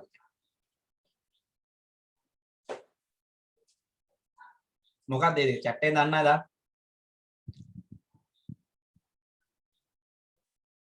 IoT කියන්නේ Internet of Things. ඒක හරි very good. තිලර හරි. මොකද IOP කියන්නේ? IOP කියන්නේ Internet of People කියන්නේ. ඉස්සෙල්ලාම පුතේ අන්තර්ජාලය හැදුවේ මිනිස්සුන්. අපිටනේ අපිනේ ඉන්ටර්නෙට් යූස් කරන අපිනේ ඉන්ටර්නෙට් යූස් කළා මොනවාරි හොයන්නේ හරි තීරණ ගන්න. මිනිස්සු Internet of People. දැන් මේක ඉවරයි. දැන් අන්තර්ජාලය පාවිච්චි කරන උපකරණ අපි නෙවෙයි.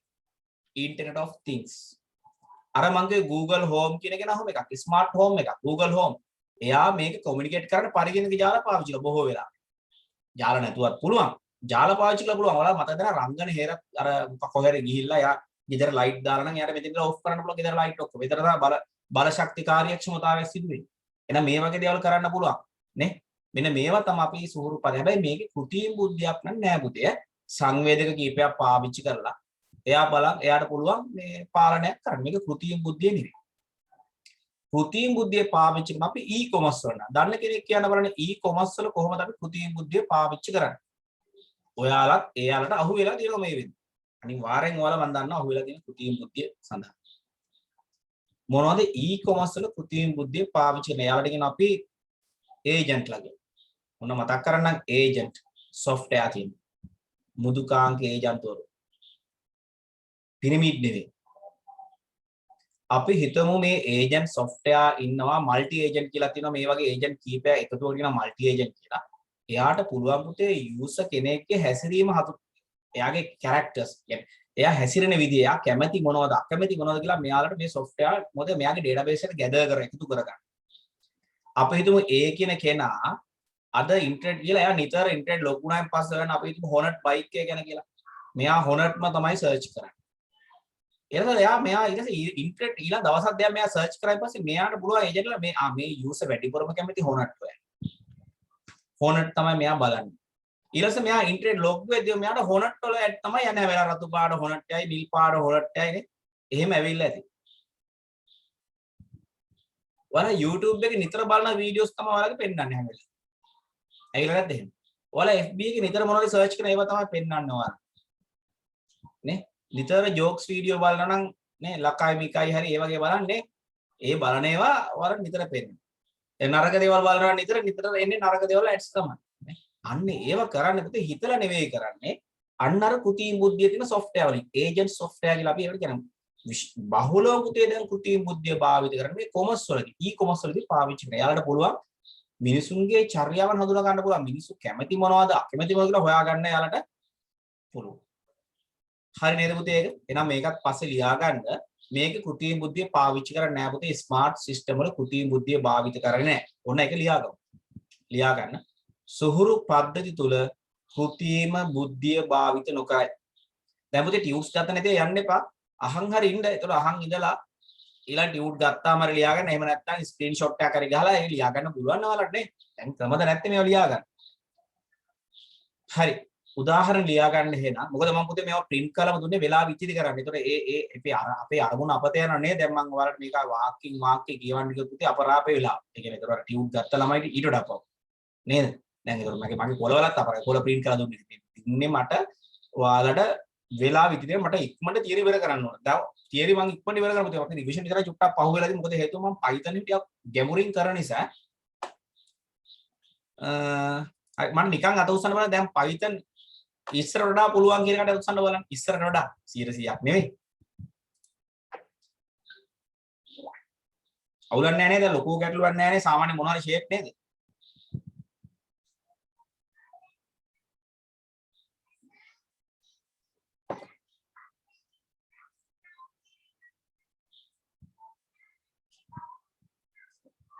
නෙට්වර්කින්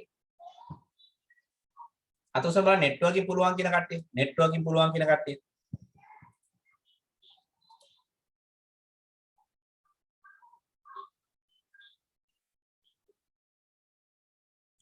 නෙට්වර්කින් වල වැඩි නේ කට්ටිය හරි එතකොට වලට මම මෙහෙම කරන්න පුතේ දැන් උදාහරණයක් අය රිවිෂන් එකෙන් මම තොරතුරු පත්ති කරන්නේ නැහැ දැන් ඔයාලට මේ කරන තියරි මේ IS වල ඉඳලා කරන තියරි මම සමහරටයි PHP කියවතොර කරන්නේ නැති මොකද මේ ඊයේ පෙරේද කරපුවා ඊළඟ මාසේ කරන්න ඉතින් එරුමක් නැහැ පුතේ. එහෙම නේද? ඔය උදාහරණ අපි වෙබ් ඩිසයින් එහෙම අයි රිවිෂන් එක කරන්නේ නැති වෙයි. වෙබ් ඩිසයින් බලමු වෙබ් ඩිසයින් පුළුවන් කරමු. තොරතුරු පදිජය කරන්නේ නැහැ මම. සරලව අපි අරක කරා පුළුවන් කරමු. තොරතුරු පදිජය කරන්නේ නැහැ. මෙතනින් එහාට එක පාඩමක්වත් තමයි මම රිවිෂන් එකේදී කරන්නේ නැහැ. ඒතර ඒකයි මම කිව්වේ රිවිෂන් එක ලවනුත් මේකට සම්බන්ධ වෙයි. හේතුව අපිට දෙපාරක් කරන්න ටයිම් නැහැ පුතේ. මේ යන විදිහත් එක නේද? database කරනවා database එහෙම කරනවා database කරනවා දැන් අපිට ඉතුරු වෙලා තියෙන රිවිෂන් එකේ Python එක කරන්නේ Python කරමින් යනවා Python වලින් පස්සේ අපි කරන්නේ database නේ database කරලා ඊට පස්සේ ආයෙ කරොත් කරන්න තියෙන අපිට web design විතරයි ආයෙ එහෙම අනිත් ඒවා කරන්නේ නැහැ පුතේ SQL එහෙම කරමු ඒක තමයි මම කිව්වේ දැන් ආයෙ කරපුවා තේරුම නැහැ දැන් web design ඊයේ පෙරේදන කරේ පුතේ දැන් තොරතුරු පස්සේ අද කරලා ආයෙ ඊට මාසේ තේරුමක් නැහැ එහෙම තේරුණානේ හරි එහෙනම් මාතෘකාව බලමු පොඩ්ඩක් පුතේ පද්ධති සංවර්ධන ජීවන චක්‍රනේ SDLC ආකෘති කියලා අපි කියනවා මේක පොඩ්ඩක් බලන්න පුතේ මේ ටික ලියාගමුකෝ බලන්න ටියුට්ස් නැත්තම් අර මේවට ඉඩ තියාගෙන ලියන්න පුතේ මෙන්න මේ ටිකට ඉඩ තියාගෙන මේක ලියමු මේවා මම ලියන්න දෙනවා ගැටලුවක් නැහැ මේවා ලියන්න දෙනවා මේක ලියාගන්න පුතේ පද්ධති සංවර්ධන ජීවන චක්‍ර system development life cycle මම මේකත් තියරි එකත් ෂෝට් නෝට් කරලා දින පුතේ අනවශ්‍ය දේවල් දාලා නැහැ මම අවශ්‍ය ටික විතරක් දාලා මේ කරන් යන්නේ නැත්තම් පොත්වල ගොඩාක් තියෙනවා අපි විභාගේ එන ටික විතරක් කරමු ගොඩ දාගන්න ඕනේ නේ අපිට example එකක් නේ දුන්නේ නැහැ හරි පුතේ හරි. මේකද සුහුරු පද්ධතියක් සඳහායි Google Home කියලා ලියගන්න. උදාහරණයක්. Google Home smartphone ලියන්න පුළුවන්. smartphone Google Home smart watch ඒවා ලියන්න පුළුවන්. හරි නේද පුතේ? එහෙනම් මාතෘකාව ලියා ගන්න පද්ධති සංවර්ධන ජීවන චක්‍ර system development life cycle මේ ටික ඉතාම වැදගත් මං හිමින් කරන්න ඈ. ප්‍රශ්න තිබුණොත් අහන්න තේරුම් නැත්නම් කියන්න කිසි ගැටලුවක් නැහැ. දැන් පුතේ පද්ධතියක් තොරතුරු පද්ධතියක් නිර්මාණය කරන ආකෘති කීපයක් තියෙනවා. ඒ එකක් තමයි දියැලි ආකෘතිය. අපි කියනවා waterfall model කියලා කියන්නේ. දියැලි ආකෘතිය කියලා කියනවා. තව තියෙනවා spiral model සර්පිල ආකෘතිය කියලා තියෙනවා. තව තියෙනවා agile model කියලා අපි කියනවා agile කියලා කියනවා සුචල්්‍ය ආකෘතිය. මූලාකෘතිකරණය කියලා අපි කියනවා prototyping කියලා අපි කියනවා. එතකොට තව තියෙනවා rapid application development කියලා ආකෘතියක් තියෙනවා. තේරුණාද? හරි මේක අමතක කරන්නකෝ. එහෙනම් ලියා ගන්න මාතෘකාව පද්ධති සංවර්ධන ජීවන චක්‍ර කියලා ලියාගෙන මේ ටික ලියා ගන්න බලන්න පුතේ. දියැලි ආකෘතිය, සර්පිල ආකෘතිය, සුචල්්‍ය ආකෘතිය, මූලාකෘතිකරණ. ඒක ලියන්න පුතේ ටියුට්ස් නැති අය කමන ලියා ගන්න. මේක ලියා ගන්න පුතේ. අපි ඒක විස්තර කරමු.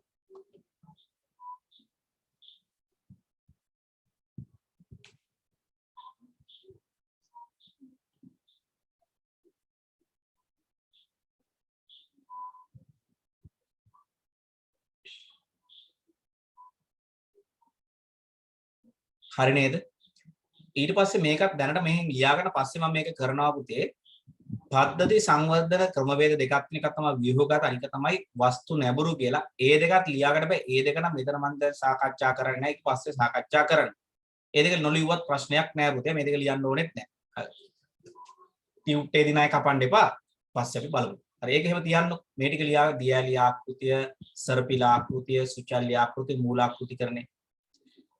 එහෙනම් අපි යමු දියැලි ආකෘතියට. දැන් පුතේ දියැලි ආකෘතිය ඉස්සලා මම විස්තර කරන්න මේකේ වෙන්නේ පුතා දියැලක් වැටෙනවා වගේ මෙහෙම පහළට පද්ධතිය සංවර්ධනය කරනවා.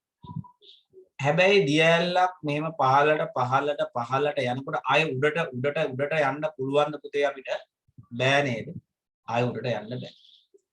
එහෙනම් මේ දියැලි ආකෘතියේදී අපි කරන්න ඕන සියලුම අවශ්‍යතාවයන් ආරම්භක පියවරේදී හඳුනාගෙන තිබිය යුතුයි.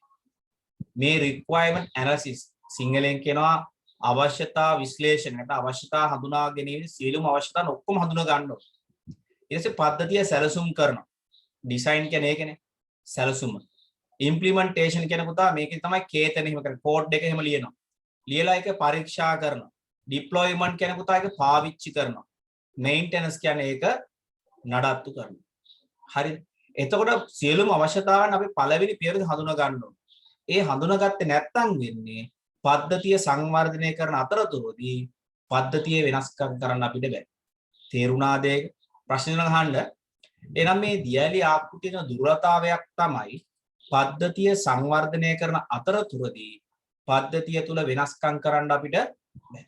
ඒක නිසා පුතා දියැලි ආකෘතිය ගැලපෙන්නේ සරල අපිට අවශ්‍යතාවයන් සරලව හඳුනා ගන්න පුළුවන් නම් ඒ වගේ පද්ධති ගැලපෙනවා. හැබැයි අර සංකීර්ණ පද සඳහා ගැලපෙන්නේ නැහැ. ඔය පුස්තකාල පද්ධතියක් වගේ සරල පද්ධතියක් නම් දියැලි ආකෘතිය ගැටලුවක්. තේරුණාද පුතේ ඒක? හරි. අපි පොඩ්ඩක් එන මේක ඇඳ ගන්නකෝ බලන්න පුතේ. සිංහලෙත් ලියාගමු. මම සිංහලෙත් දෙන්නම්. සිංහලෙත් ලියා ගන්න පුතේ. requirements කියන්නේ අවශ්‍යතානේ. අවශ්‍යතා විශ්ලේෂණය. සිස්ටම් ඩිසයින් කියන්නේ පුතේ පද්ධති සැලසුම.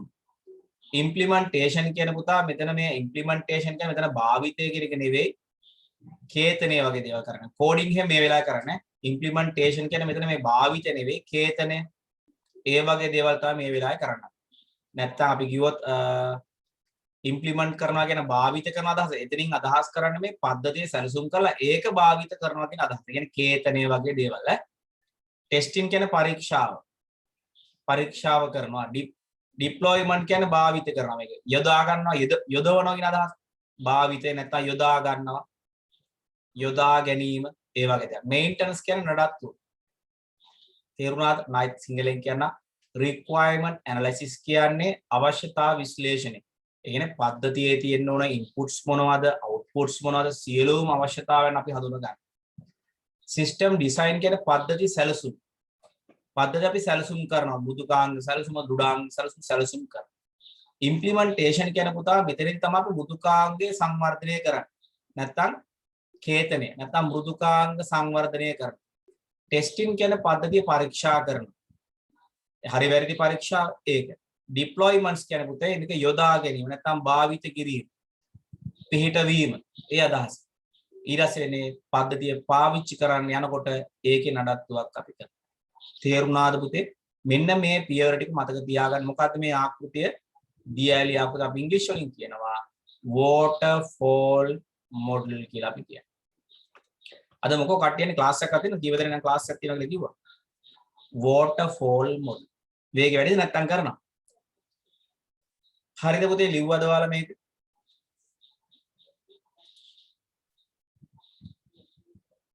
හරි. අපි දැන් ගත්තොත් එහෙම මේ දියැලි ආකෘතිය පාවිච්චි කරන අවස්ථාවක් තමයි අපි ගත්තොත් එහෙම පාසල් පුස්තකාලයක් හිතමු. මොන සරල උදාහරණයක් මම පෙන්නන්න. අපි දැන් පාසල් පුස්තකාලය හදන්න යනවා. ඔහොම හිතන්නකෝ. ඒතකොට මම කරන්නේ අපිට අවශ්‍ය දේවල් ඔක්කොම හඳුනා ගන්න ඕන. මොනවද අපිට ඕන? බාකෝඩ් පාසල් පුස්තකාලේ පොත් ඕන. ඒතකොට පුස්තකාලේ පොතක් අරගෙන යන එකයි ඊළඟ එකක් රීඩ් කරන බාකෝඩ් රීඩර් එකක් ඕන. printers ඕන. මේ වගේ සියලුම අවශ්‍යතාවන් අපි හඳුනා ගන්න. ඊළඟ පද්ධතිය සැලසුම් කරන. සැලසුමේදී අපි software එක ඇඳ ගන්න පුළුවන්, ගැලීම් සටහන එහෙම ලියා ගන්න පුළුවන්.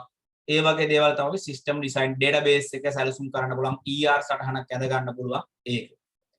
implementation කියන්නේ දැන් මේ සැලසුම දිහා බලන්න අපි ඒක පාවිච්චි කරනවා. කොහොමද කරන්නේ? අර ගැලීම් සටහන් දිහා බලන්න කෝඩ් එක ලියන්න පුළුවන්. ER සටහන දිහා බලාගෙන අපිට මොකද කරන්නේ? SQL ලියන්න පුළුවන්. අන්න ඒක තමයි implementation කියන්නේ. database එකෙම නිර්මාණය කරන්න පුළුවන්. කරලා අපි කරන්නේ ටෙස්ටිං එක කරලා දැන් පොතක් එහෙම ගිහිල්ලා බාකෝඩ් එක අල්ලලා බලනවා වැඩ කරනවද කියලා. පොතක් අඩු වුණාට අක්කලා සිස්ටම් එකෙන් අඩු වෙනවද බලනවා. පුස්තක අලුතෙන් පොත දැම්ම සිස්ටම් එක අප්ඩේට් වෙනවද බලනවා. ටෙස්ටිං කරලා බලනවා. ඊට සමග තමයි පාවිච්චි කරනවා. දැන් ඊට පස්සේ ඩිප්ලොයිමන්ට් කියන්නේ මේක දැන් ළමයිට පාවිච්චි කරලා ළමයි පොත් තරයි යනවා, අපි පොත් ගෙරියනවා, දානවා ඔක්කොම මේ යූස් ප්‍රැක්ටිකලි යූස් කරන අවස්ථා. හැබැයි අවසානයේ යූස් කරද්දී අපිට ඕකේ නඩත්තුවක් කරන්න වෙනස්කම් කරන්න අනිවාර්යෙන් මේන්ටනන්ස් එනවනේ. අවසානයේ පොඩි software වල වෙනස්කම් කරන්න වෙයි, hardware වල වෙනස්කම් කරන්න වෙයි. අන්න ඒක තමයි මේන්ටනන්ස් කියලා අපි කියන්නේ. තේරුණාද? මෙන්න මේ වගේ අපිට step by step සංවර්ධනය කරන්න පුළුවන්. ඒ වගේ කරගෙනවා දියැලි ආකෘතියක් කියලා. දියැලි ආකෘතිය අපි රේඛීය ආකෘතියක් කියලා කියන්න පුළුවන්. හරි සිංහල තේරුම කියන්න.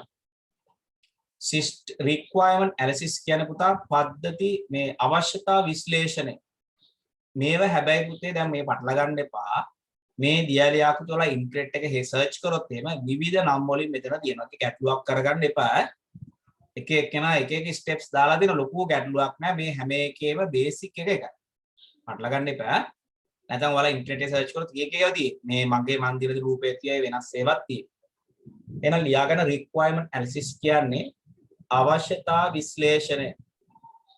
මොකද පුතේ? අවශ්‍යතා විශ්ලේෂණය. සිස්ටම් ඩිසයින් කියන්නේ පද්ධතිය සැලසුම් කිරීම. පද්ධතිය සැලසුම් කිරීම. ඉම්ප්ලිමන්ටේෂන් කියන්නේ පුතේ ඉම්ප්ලිමන්ටේෂන් එකේදී කරන්නේ ඉම්ප්ලිමන්ටේෂන් සිංහල තේරුම නම් භාවිත කරනවා කියන එක. නමුත් එතනදී කරන දේ විතරක් මම කියන්නම් මෘදුකාංගය සංවර්ධනය කිරීම. ඇත්තටම ඉම්ප්ලිමන්ටේෂන් එකේදී කරන්නේ අපි software development කරන්නේ. නැතෝ ඉම්ප්ලිමන්ටේෂන් කියන එකේ අදහස භාවිත කරනවා කියන එක තමයි. නමුත් උතනදී වෙන්නේ software development අපි කරන්නේ. මෘදුකාංග සංවර්ධනය. ටෙස්ටිං කියන්නේ පරීක්ෂාව. deployment කියන්නේ භාවිත කිරීම. මේන්ටනන්ස් කියන්නේ නඩත්තු. හරි නේද පුතේ ඒක? එහෙනම් අපි දැන් මේ උඩ හරි යට හරි තියෙනනේ ඉඩ. මේක පොඩ්ඩක් විස්තර කරමු. ඒක ලියාගමු පුතේ අපි. ලියාගන්න දියැලි ආකෘතියේ මේ හරි ලියමුනේ. ලියාගමු මෙහෙම. point form එක ලියන්න. සියලු අවශ්‍යතාවයන් සියලු අවශ්‍යතාවයන්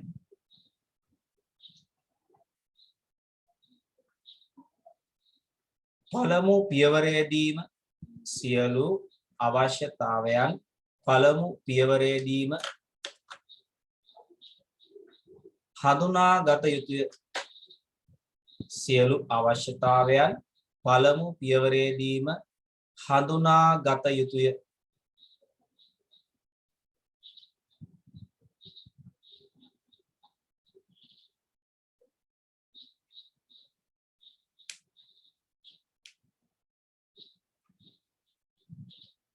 දෙවෙනි පොයින්ට් එක වේග වැඩි නම් කියනකොට හිමින් කියන්නම්.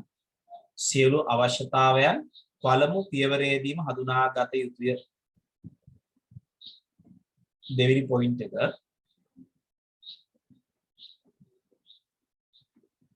පද්ධතිය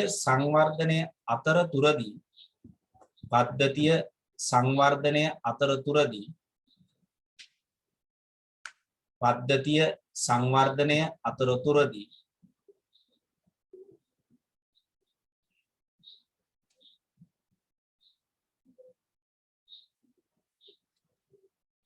වෙනස්කම් සිදු කළ නොහැක. ආය වෙනස්කම් කරන්න බෑ. මේක පියවරට ගියන් පස්සේ ආය වෙනස්කම් කරන්න බෑ. වෙනස්කම් සිදු කළ නොහැක.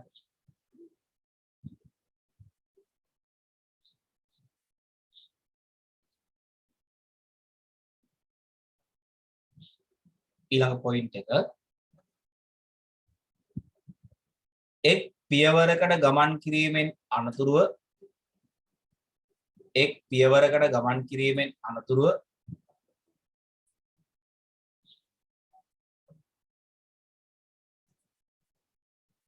එක් පියවරකට ගමන් කිරීමෙන් අනතුරුව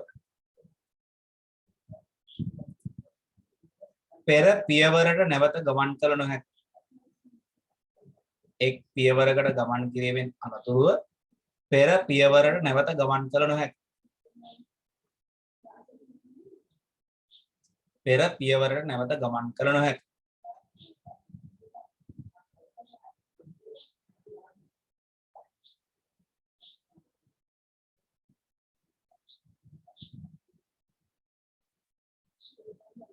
ඊළඟ පොයින්ට් එක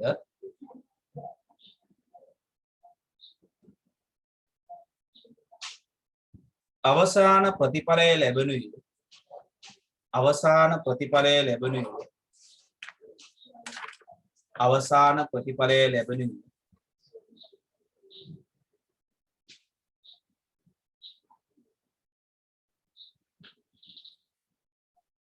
අවසාන අධ්‍යයනයේදී නිසා අවසාන අධ්‍යයනයේදී නිසා අවසාන ප්‍රතිඵලය ලැබුණේ අවසාන අධ්‍යයනයේදී නිසා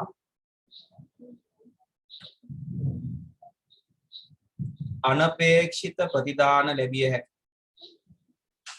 අනපේක්ෂිත ප්‍රතිදාන ලැබිය හැකියි. අපි හිතපු නැති දේවල් අපිට හම්බ වෙන්න පුළුවන්.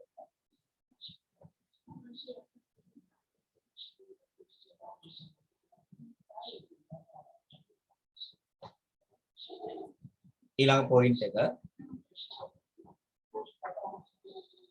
දිය ඇලි ආකෘතිය වේගය වැඩිද නෑ නේද? දිය ඇලි ආකෘතිය දිය ඇලි ආකෘතිය දිය ඇලි ආකෘතිය නෑ මේක ඉවර කරපු පුතේ මටත් අකුණ ගහනවා. මේක ඉවර කරමු. කයියෙන් අකුණ ගහනවා. මේක ඉවර කරලා ළමයි ලයින් එන්නේ නේ. දිය ඇලි ආකෘතිය සරල පද්ධතීන් සඳහා භාවිත කළ හැකියි. නෑ මේ තව වාක්‍ය දෙකක් මෙතන නතර කරමු. වාක්‍ය දෙකයි. සරල පද්ධතීන් සඳහා භාවිත කළ හැකියි. ඒක නතර කරමු. නැත්නම් ළමයි අයින් යනවා බලන් ඉඳි අයින් කරනවා නේ. සරල පද්ධතීන් සඳහා භාවිත කළ හැකියි. සරල පද්ධතීන් සඳහා භාවිත කළ හැකියි. අවසාන පොයින්ට් එක